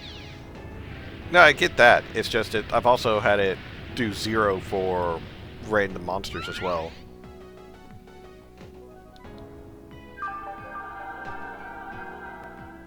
Oh, Nina died again.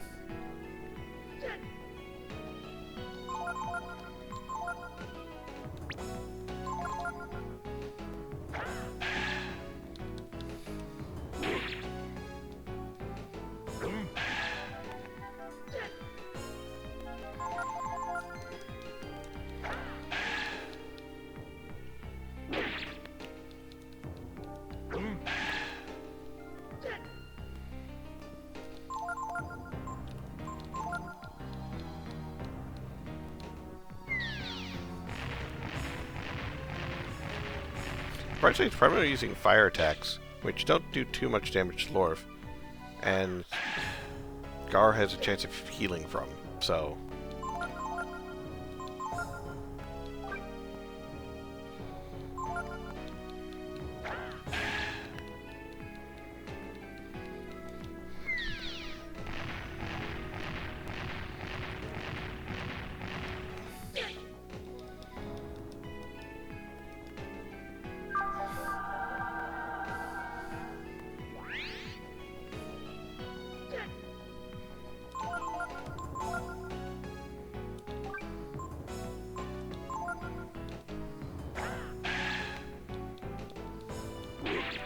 Ow.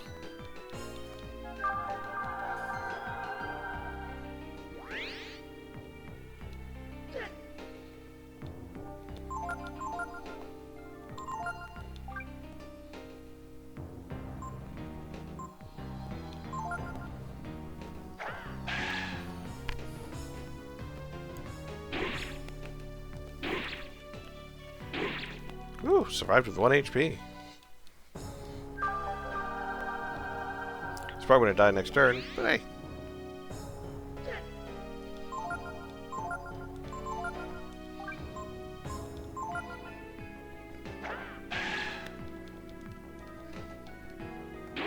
Yep.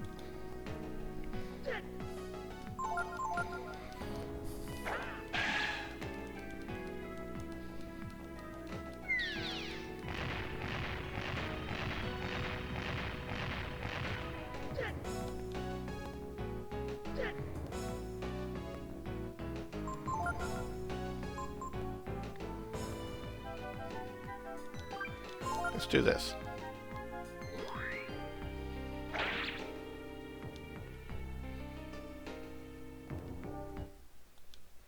What a great victory! Lorf is the only survivor. Dragon blade and armor? Ooh.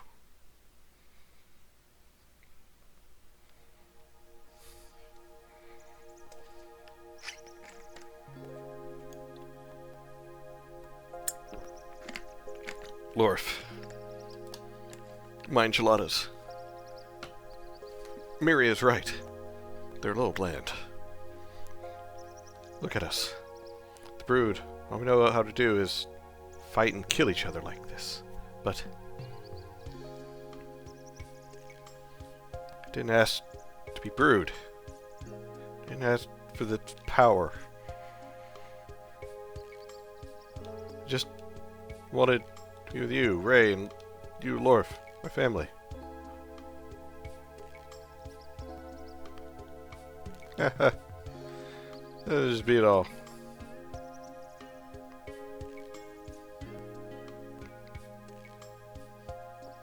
Hey, Lorf. You really are cursed. I hope not. I really do, Lorf. See, look at Ray. Should have used Ray and Momo. Pfft, no.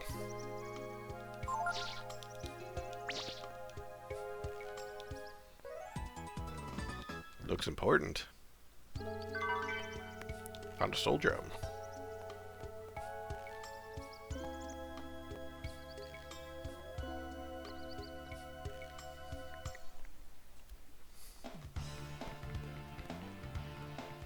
Goo Titans. I'm gonna goo!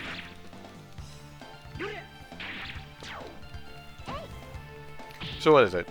One more boss? Let's go see if we can find this goddess, piss in their cornflakes, and save the world. Oh god! Hi Harlequin. It's been a minute. How goes it?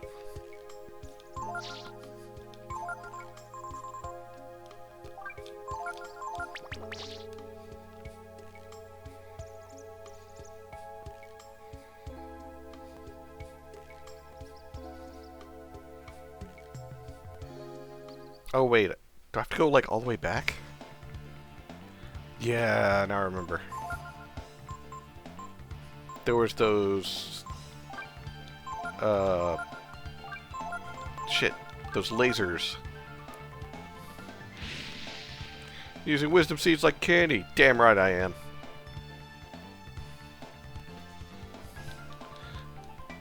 But how's it going, Harlequin? Hope things are going well over there in Deutschland. Oh god, depressed. I don't want to be more depressed. I've been doing good.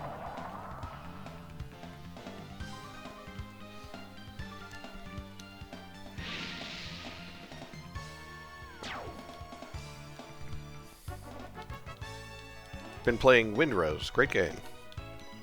Windrose. Sounds familiar. I've not really been paying attention to a large amount of the gaming atmosphere as of late because I've been so upset about the fact that I can't play a lot of games. If you were here earlier, you would have heard Mrs. Part-Time getting onto me. Ah, dang it. I accidentally chose attack versus using... Oh well.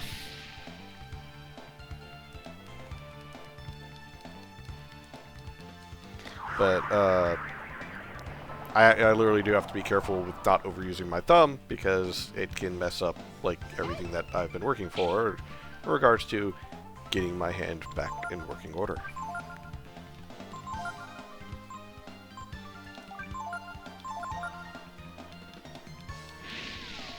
Pirate-themed survival PvE co-op game that just came out. Already sold like 1 million copies and 200k concurrent players.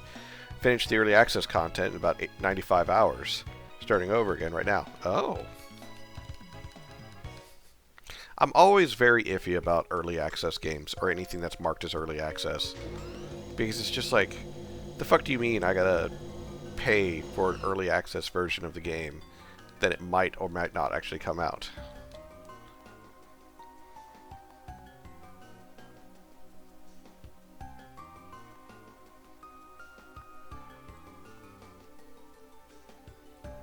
Yeah, the same. But there's no survival game under the sun that's not early access. I know.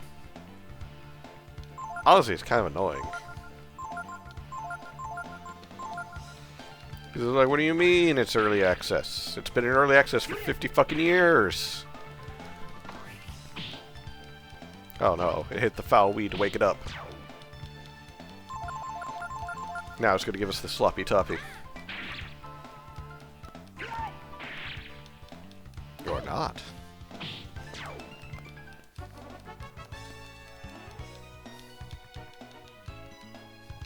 But no, was it,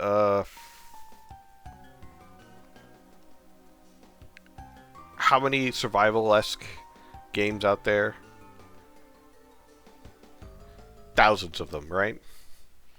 Welcome to the new survival crafting theme game of the year. This year, we've got this model.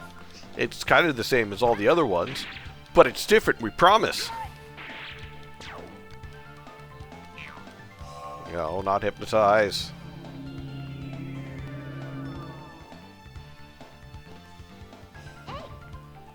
Okay. No one fell for it.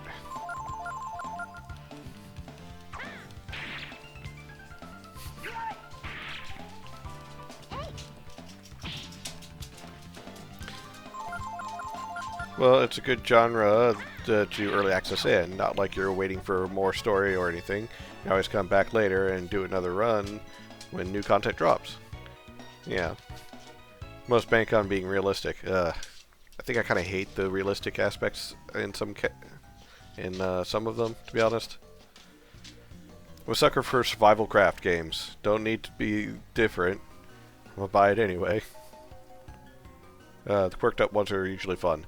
I think that's the fact that Pal World was kind of quirked up was the reason why everyone really enjoyed it, because it's like, oh cool, I've got Pokemon that I can essentially throw. Oh.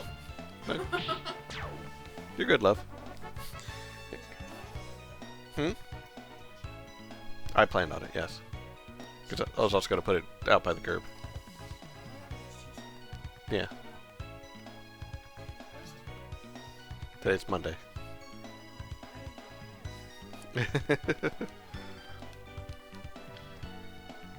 Love how world. Yeah. The idea of like, oh cool, I can hunt Pikachu with a shotgun. You know. And then turn him into a nice pair of boots. Things like that. Yeah, it's part of the game. It's about capturing Pokemon, or pals, because they're not Pokemon, but capturing them and then forcing them to work on assembly lines to build stuff for you to build up your base.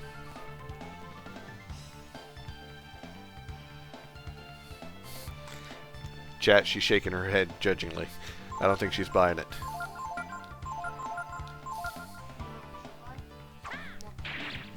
More blackberries?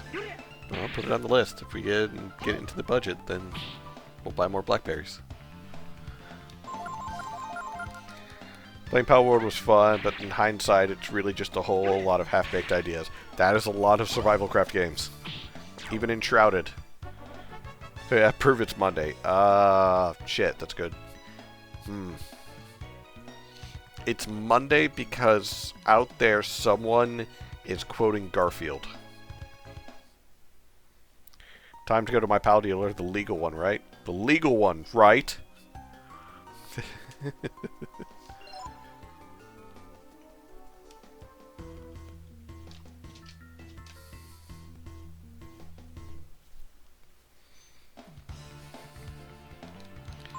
Giant fucking weeds.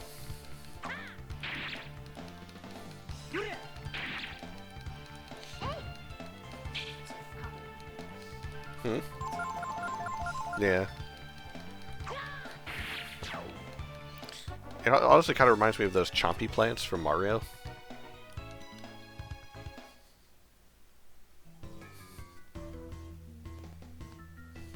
God dang it, no. Oh. Gotta backtrack through all this crap. Shroud's pretty good, to be honest. Doesn't invent the wheel, or doesn't invent anything, of course, I have no idea how they have a glider, but didn't implement fucking climbing. Yeah. Otherwise, pretty solid. I have Enshrouded, and I've sunk a few hours in it. I can admit that it's pretty solid as well. I agree that it's weird that there's no climbing, but I like the fact that I can literally, like, carve away at a mountain to build my own base inside of the mountain is rather appealing to me. Because I used to do that a lot in Minecraft. Then I stopped playing Minecraft because I decided, you know, being able to actually function and go take showers was rather important. You do appreciate that I take showers? I appreciate that I take showers, so...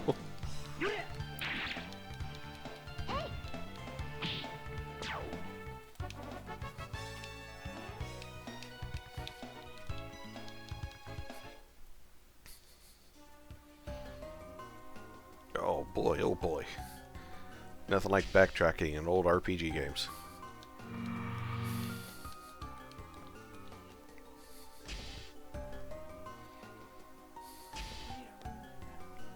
A healing room? Yeah.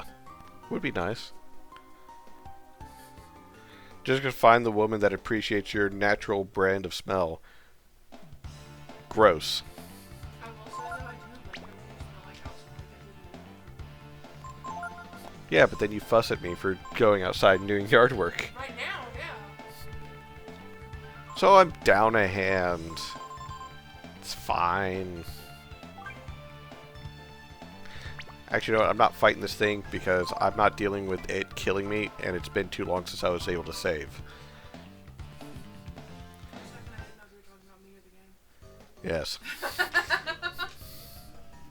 No, the Goo King that this fight, it's got like an attack called Ragnarok that can possibly just wipe your party. And it will just casually cast it. I don't want to deal with that, considering it's been a bit since I saved.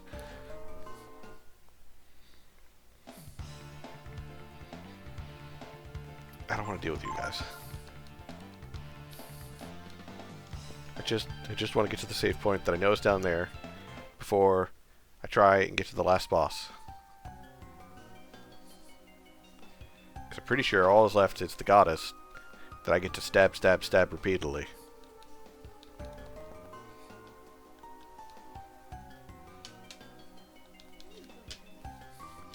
Should have made used it. Maybe we can get a power washer. For the dog? Oh, for the dog? Oh, never mind, no. I heard... I'm not sure what I heard, but it was something done this weekend.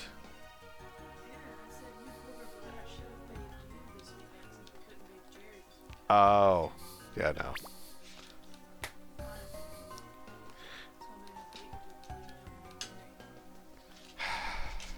the Jerry. Yeah. I'm sorry that this... It's not your fault. You're right, it's Toby's fault. It's not Toby's fault. It's your fault. You overdid it. Yeah, I know. I overdid it for love. Was it worth it? Yes. Then stop bitching. No. I like bitching. Hello, buddy. I love that woman.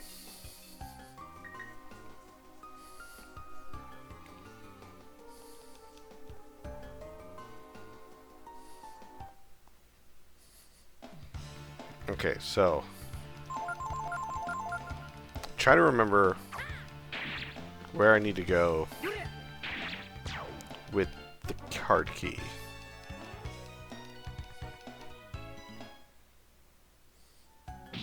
Ow, ow.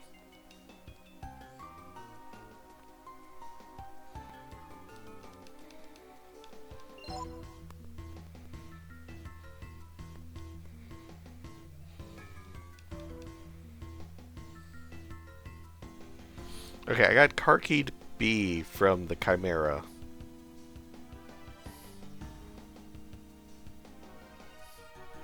Where do I take card key A?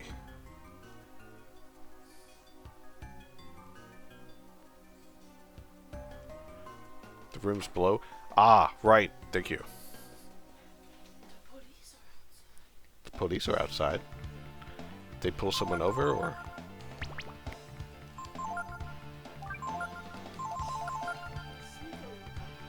Ooh. Well, there's those blinds over there. Oh. See if the camera picks it up. It'd be the garage front.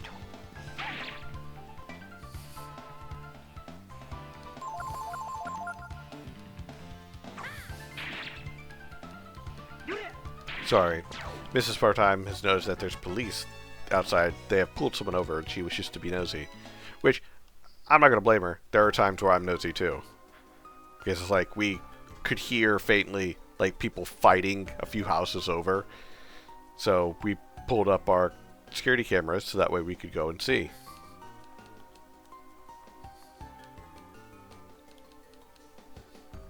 Oh, I could have gotten this with the key, car key B that I got. There's an army of honeys.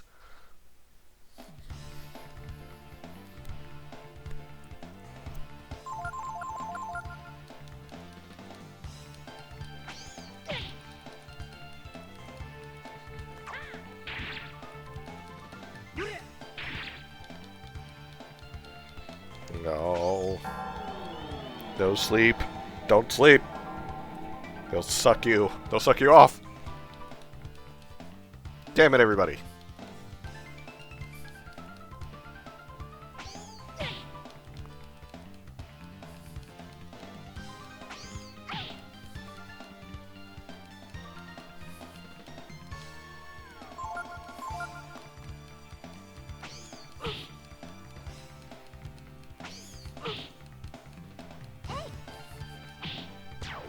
Well, don't piss them off. I'll do what I want.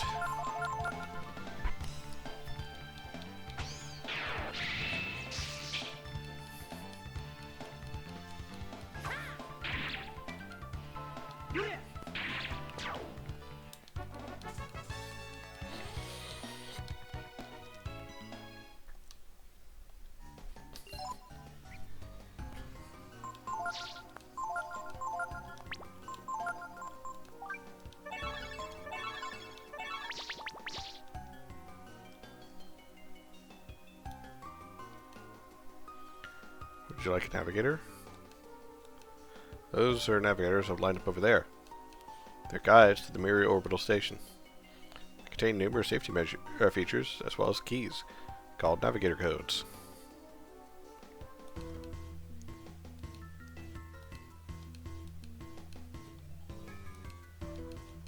So you already have a navigator. Oh.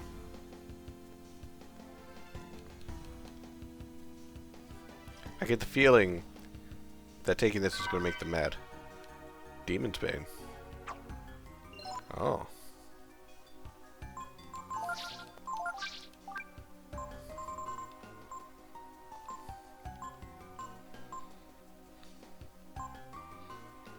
Devil Slayer Blade. Hmm.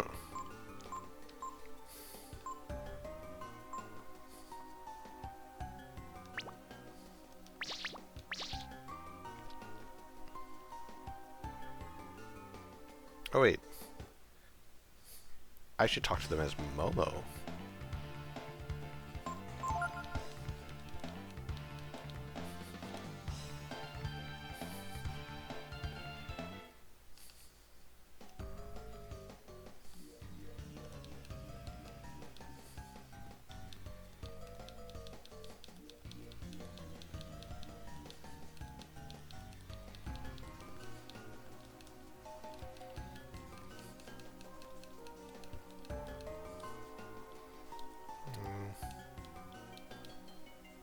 Nope.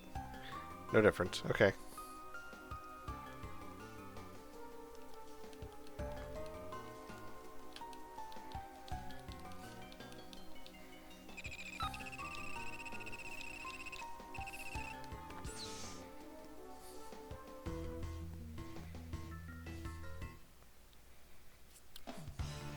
Dun, dun, dun. Dang it. Forgot to kill this guy. No.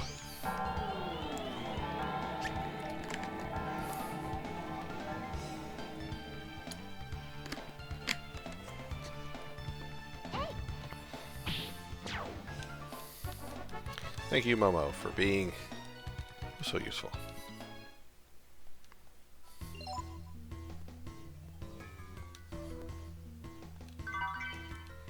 Light bingle.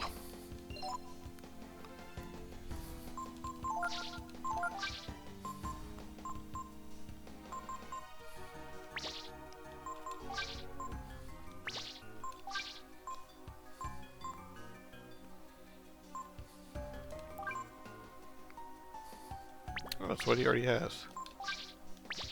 Oh, he has the life sandals.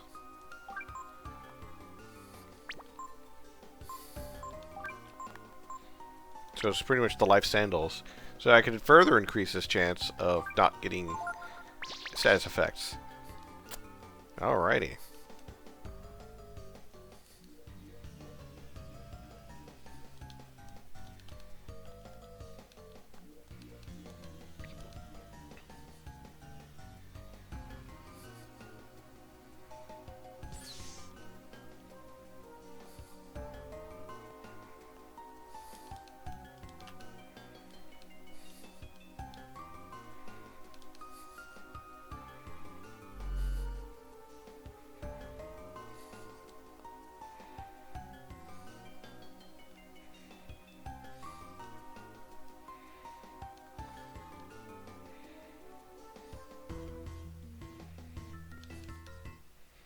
Hmm.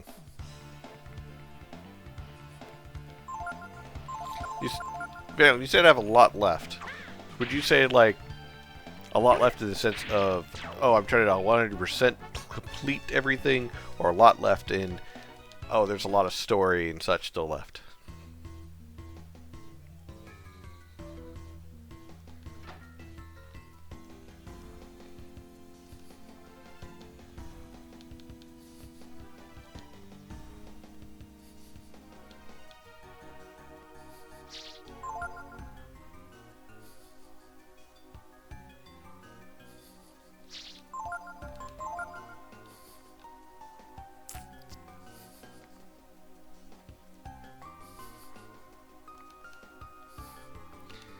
Let's save it again.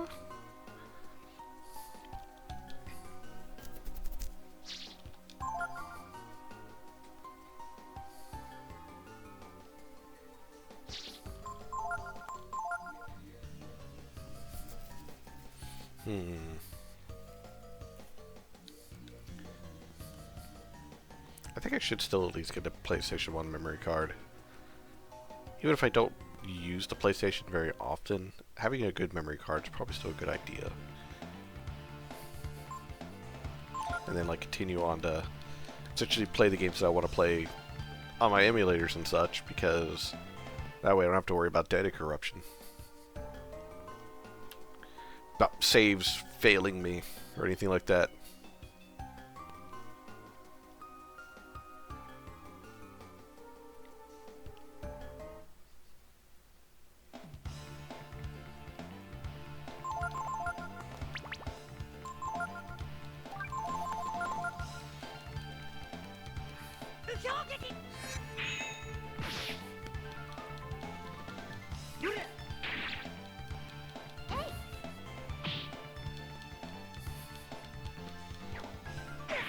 Ow.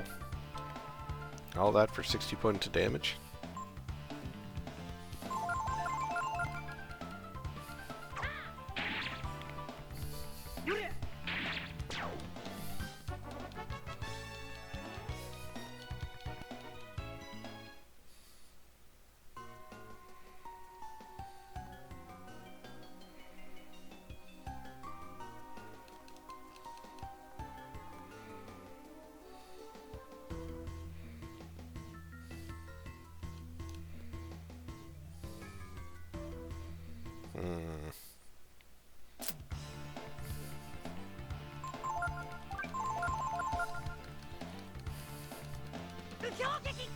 Oh, don't I want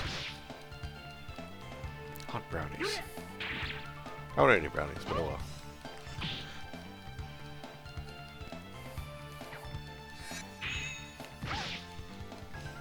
Let's see. So if Tipo was kind of like a mini boss, no, definitely felt like a main boss, but a mini boss in the sense of this dungeon,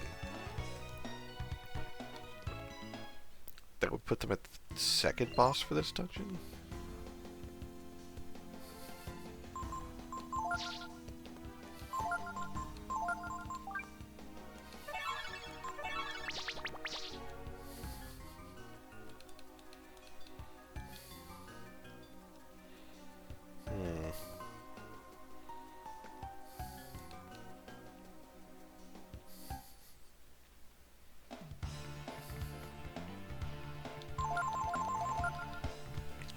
Trying to think.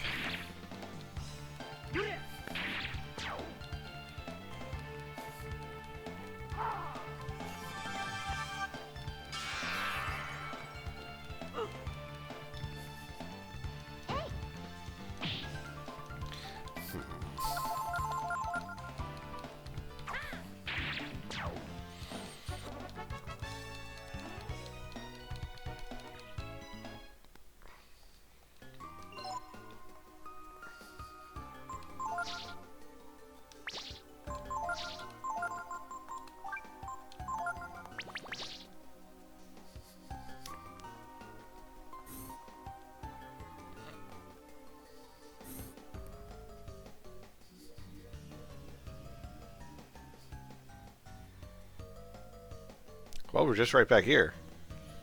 So that's great, I guess. Okay.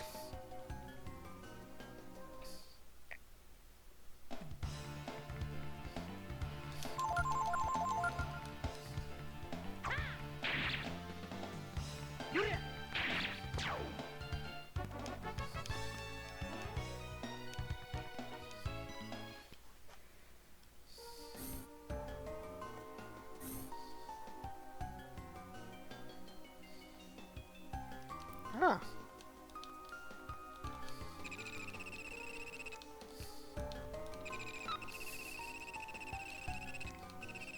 Also, I'd like to point out it's a platform station, but it's a laboratory where they're growing stuff, creating monsters, essentially, and so on.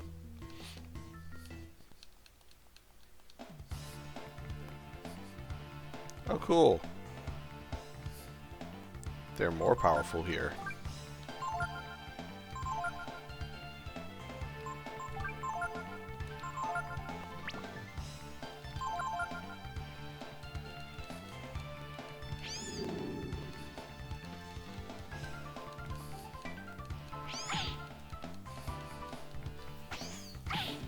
Ow.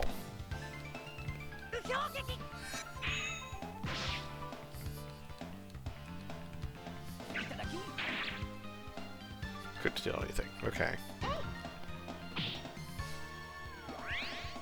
Oh, and he heals for 500. Okay.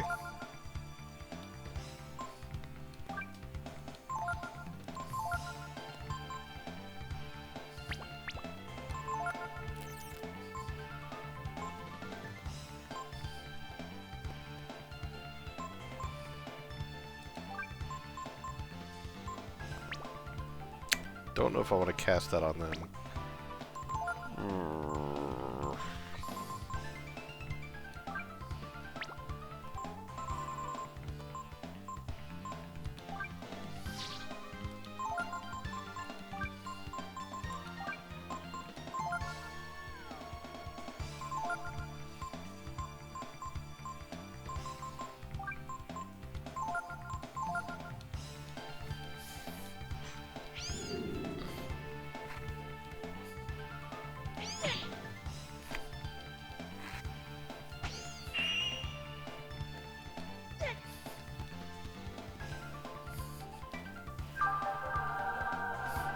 Trying to think. What can I do? Except for... blast them all! Okay.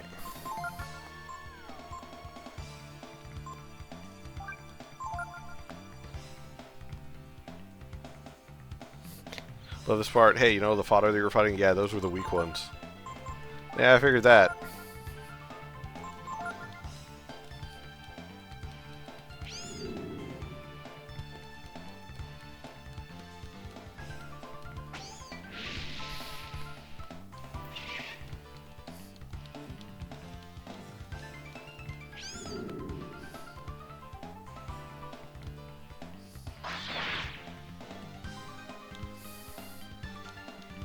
considering vampires essentially healing 500 every turn.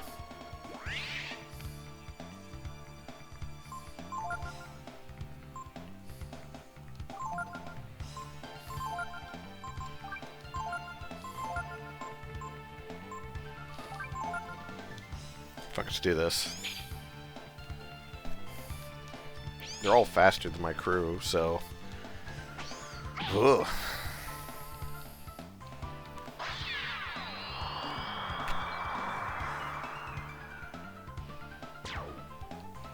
Well, I got rid of them.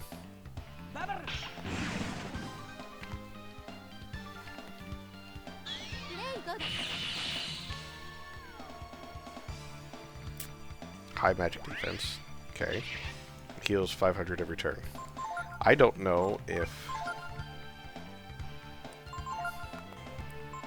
anything that can kill it.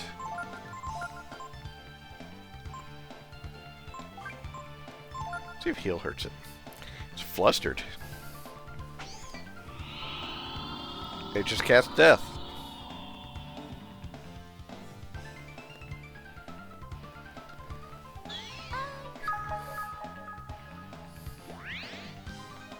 Nope, that just heals it.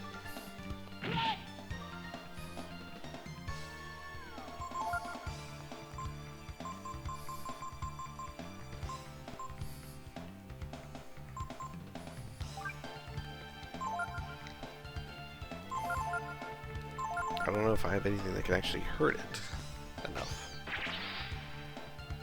Ow.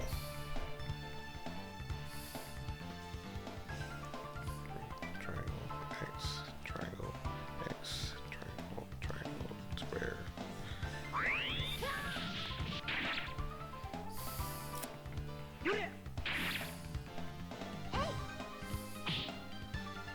Nope, it's going to heal for 500 in a moment.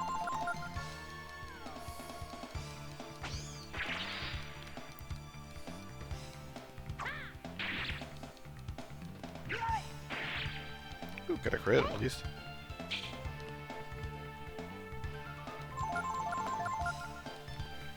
It's funny, if you had Avenger, super enemy drop has holy property. They have 5 times weakness to holy. Okay. That does me no good at the moment.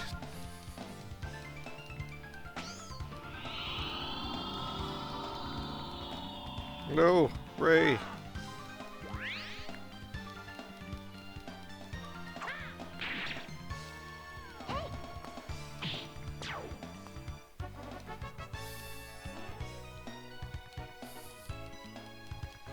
Alrighty.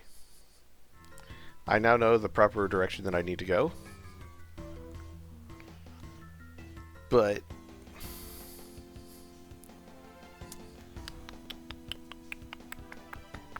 yeah. I may need to tackle this next time. Especially if there's now stronger enemies for me to deal with. That means I've actually hit the halfway point of this dungeon. But okay. Hitting the halfway point is better than still being far, far from it. Like 2/3 done. Yeah.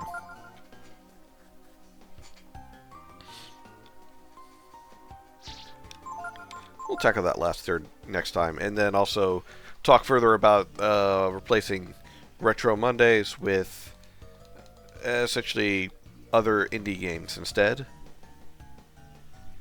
As mentioned, I want to essentially keep doing RPG Maker games, but also at the same time I want to open up things to look at other engines as well.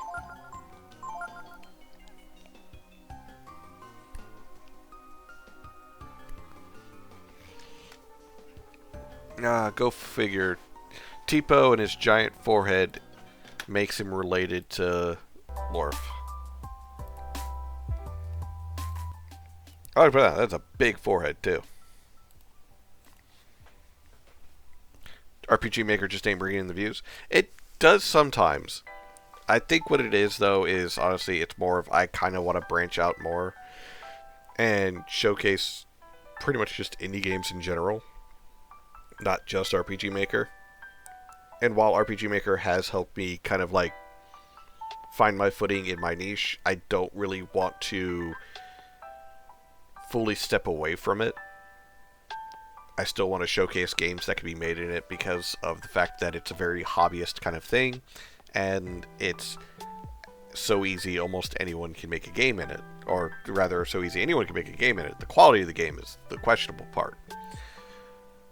But the fact that you could possibly make a good game with such an engine, either just bare bones or with a lot of plugins, I find that appeal to be the main draw for RPG Maker. And there's a lot of games out there that were made in it that you don't think about them being made in it, purely because of how well done they are.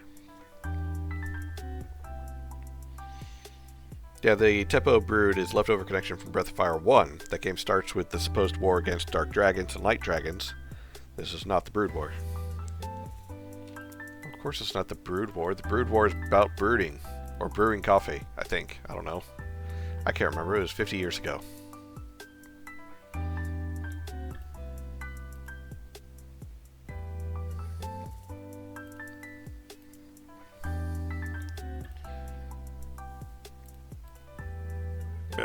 But yeah, I think bringing in others, especially not just like Pixel Maker or Game Maker engines, but also like Godot, Unity, and so on, being able to see other indie games made and what they are offering in them is more of the route I want to go.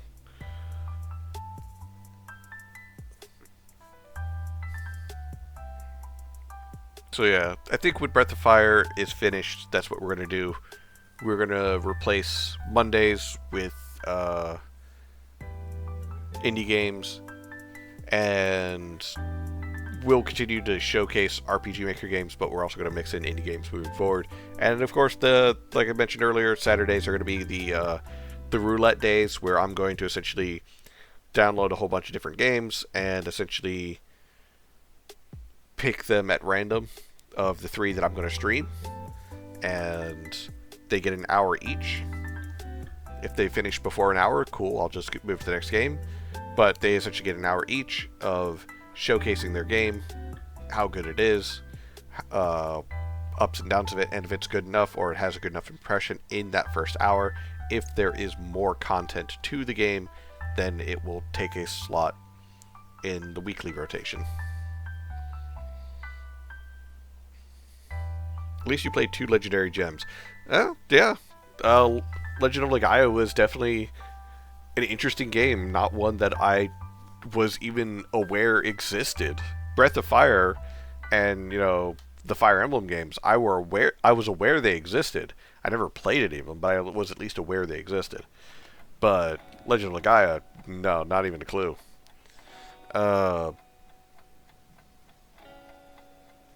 And again, I like the fact that they are games that help remind us of the innovation of the older generation of consoles and older generations of game development, because there's features in these games that you just don't see in modern RPGs, even ones that would like try and go do the whole retro look, or it's like, oh yes, it's an RPG based off of the old retro days of Final Fantasy and Dragon Warrior, etc., etc. It's like, cool. You're calling back to the NES or Super NES days where you're using a lot of pixel graphics, but there was a lot more emotive and a lot more design that went into those games back then that you're not emulating, or you're not paying homage to, I guess, in a way, because you are sticking with a very, I hate to say it, but the two-dimensional thought of what those retro games are. Because even now, PlayStation 2 is considered retro. Now, that being said, the late age of the Super NES had phenomenal graphics on a lot of their games, and you don't see those in the quote-unquote retro games that people often make now, because they're like, my game's going to be inspired by these retro games. And they're like, not very emotive with their sprites, I guess is the best way to put it.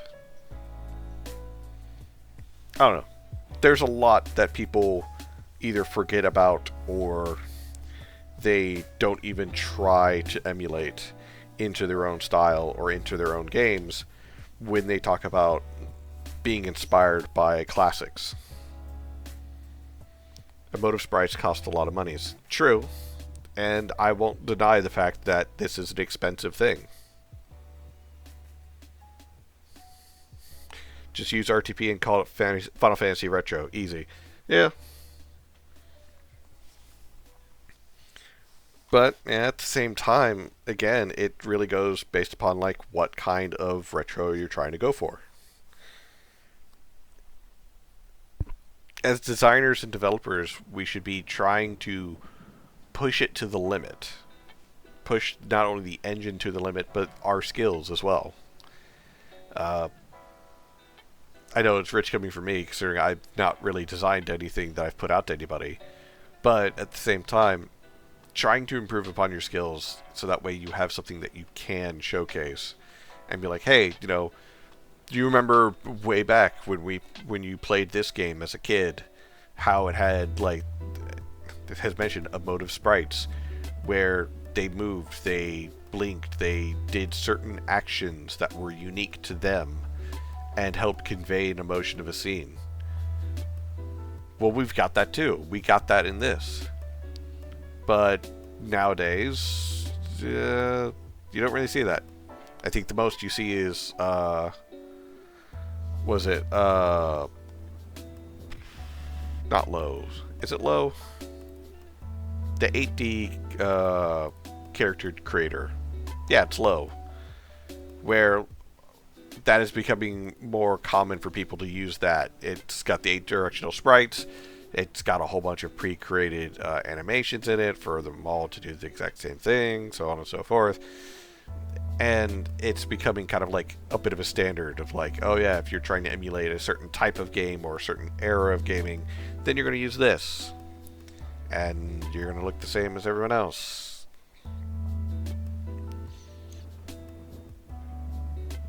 I guess what I'm saying is a bit of me is missing the actual classic era, to where when you looked at an RPG and just based upon the stylization of the pixel graphics, you're like, oh, that's Final Fantasy, oh, that's Dragon Warrior, or oh, that's, you know, this game. Just by looking at it, you could also tell what studio developed it, what developer was behind it. Honestly, I don't think there are any stylizations left. I don't think you're wrong, but I think it's also partly people forgot about them. Oh, Vanland's got some news. Did you find the magical MacGuffin?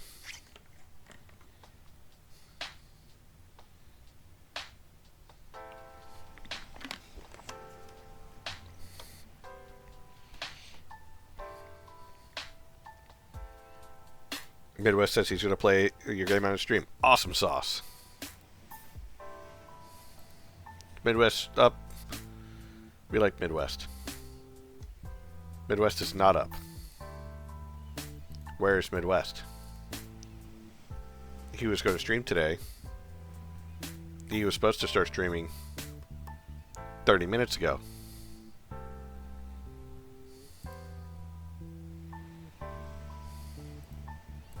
Where's Mr. Midwest?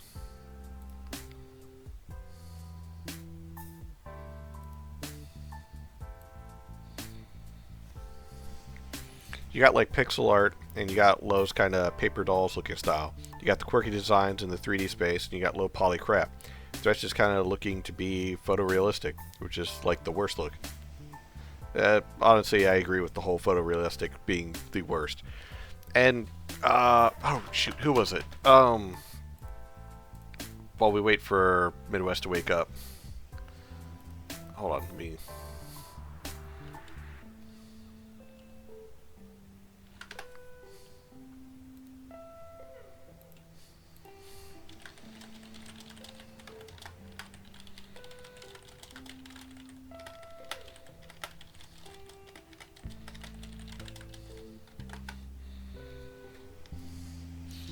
trying to find them real quick. They're actually one of the people that I follow, but they have a particular art style that they make, and God, I played one of their games so fucking long ago.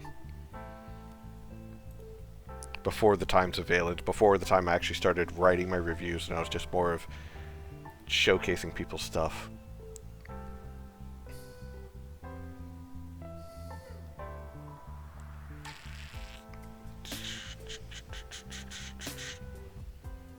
God, this is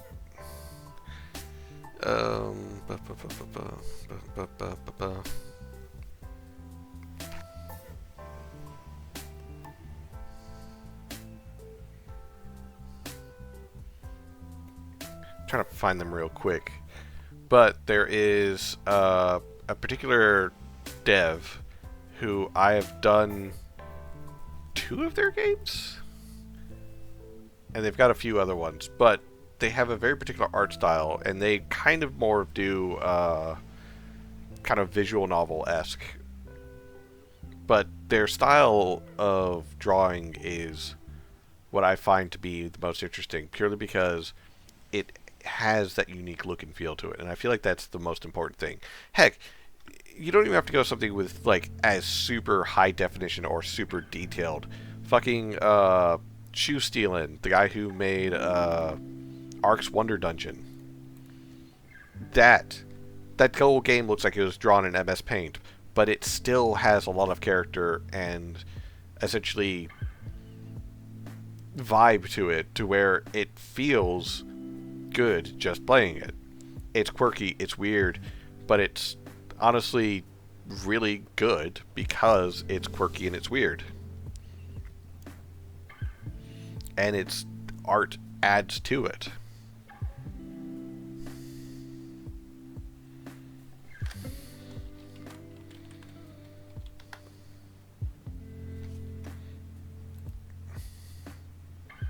Ah, here it is. It's Limonase. Go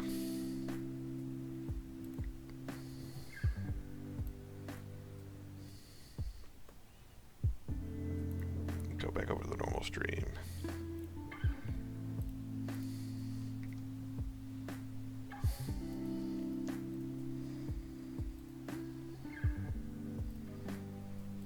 This individual. Their art style for their games. I played. I think it was When It Rains Red and Aquatic Grave. They're both visual novels, but that art style is what I'm talking about.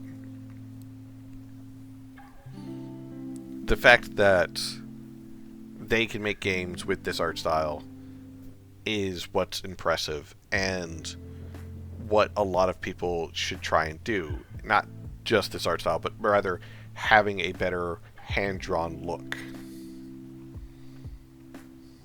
Just looks like anime to you for the most part. That's because all you do is look at boobs all day.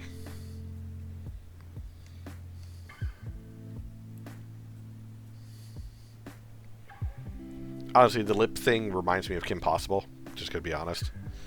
But the fact that the whole game has this art style throughout it, it actually adds to the charm of the game. And I feel like that's what a lot of people forget about, is that you need to do things that adds to the charm of the game. Not just looks good, not just, details every little freckle or anything like that. It has to actually go with the aesthetics of the games and actually help convey the story and what you want it to convey.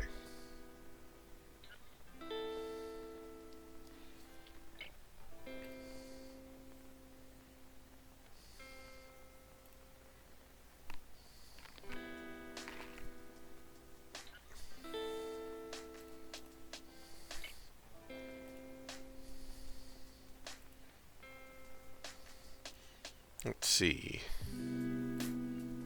There was another one also that I really liked.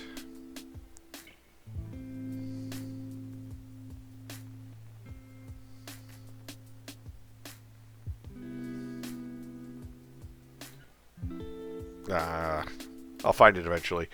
But still, the idea of find a look, a stylization or aesthetic that fits with the game that you're trying to make, but don't limit yourself to just one or two possible looks. The paper dolls, as mentioned, or the pixel art.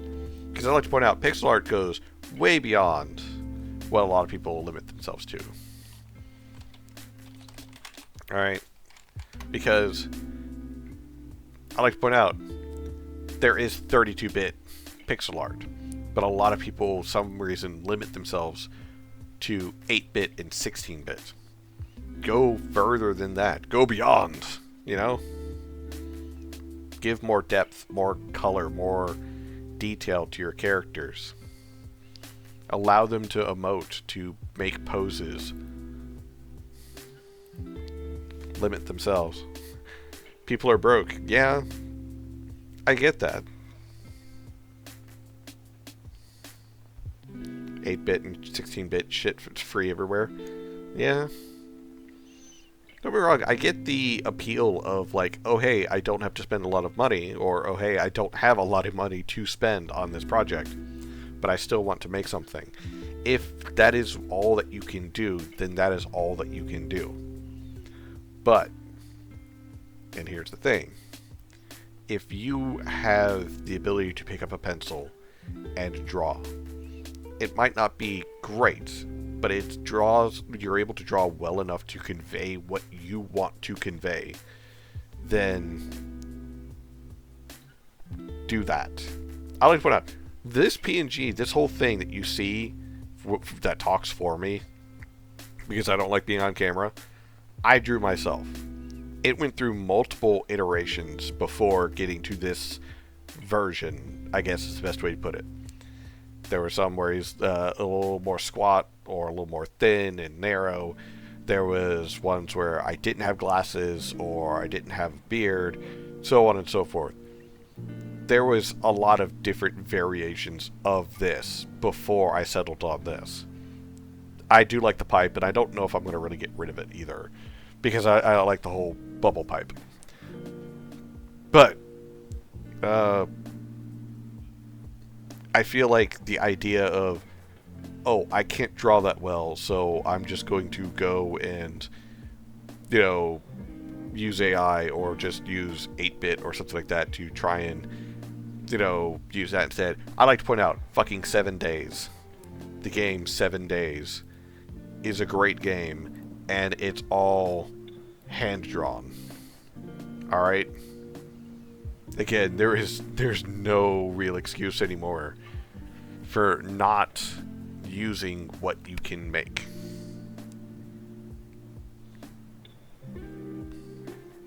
Have faith in yourself, believe in yourselves a little bit more, and work at it.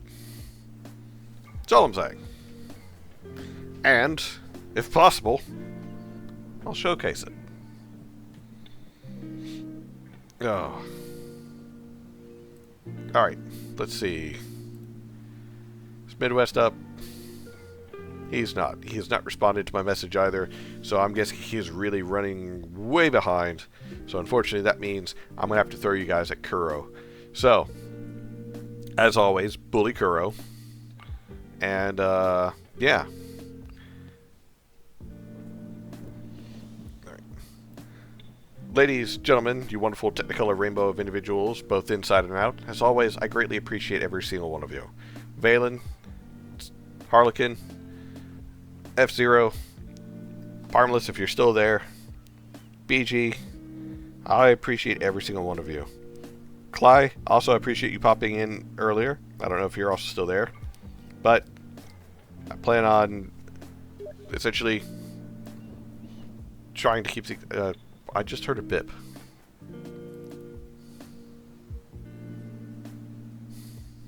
Oh, he's starting his stream in a few minutes. Okay. Okay, hold on. Cancel. Unraid.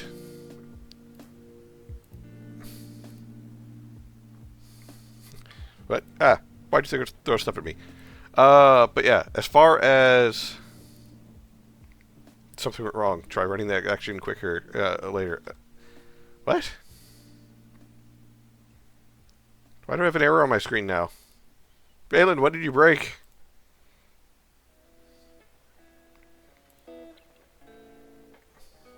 Alright. Yep, it's going. Apparently I can't stop it. Alright, ladies, gentlemen, you wonderful Technicolor rainbow of individuals out there. As always, greatly appreciate you. And I'll catch you guys next time. Remember, I'm streaming tomorrow with RPG Maker, Thursday with RPG Maker, and then Saturday with the Roulette. So, catch you next time. Bye, everybody.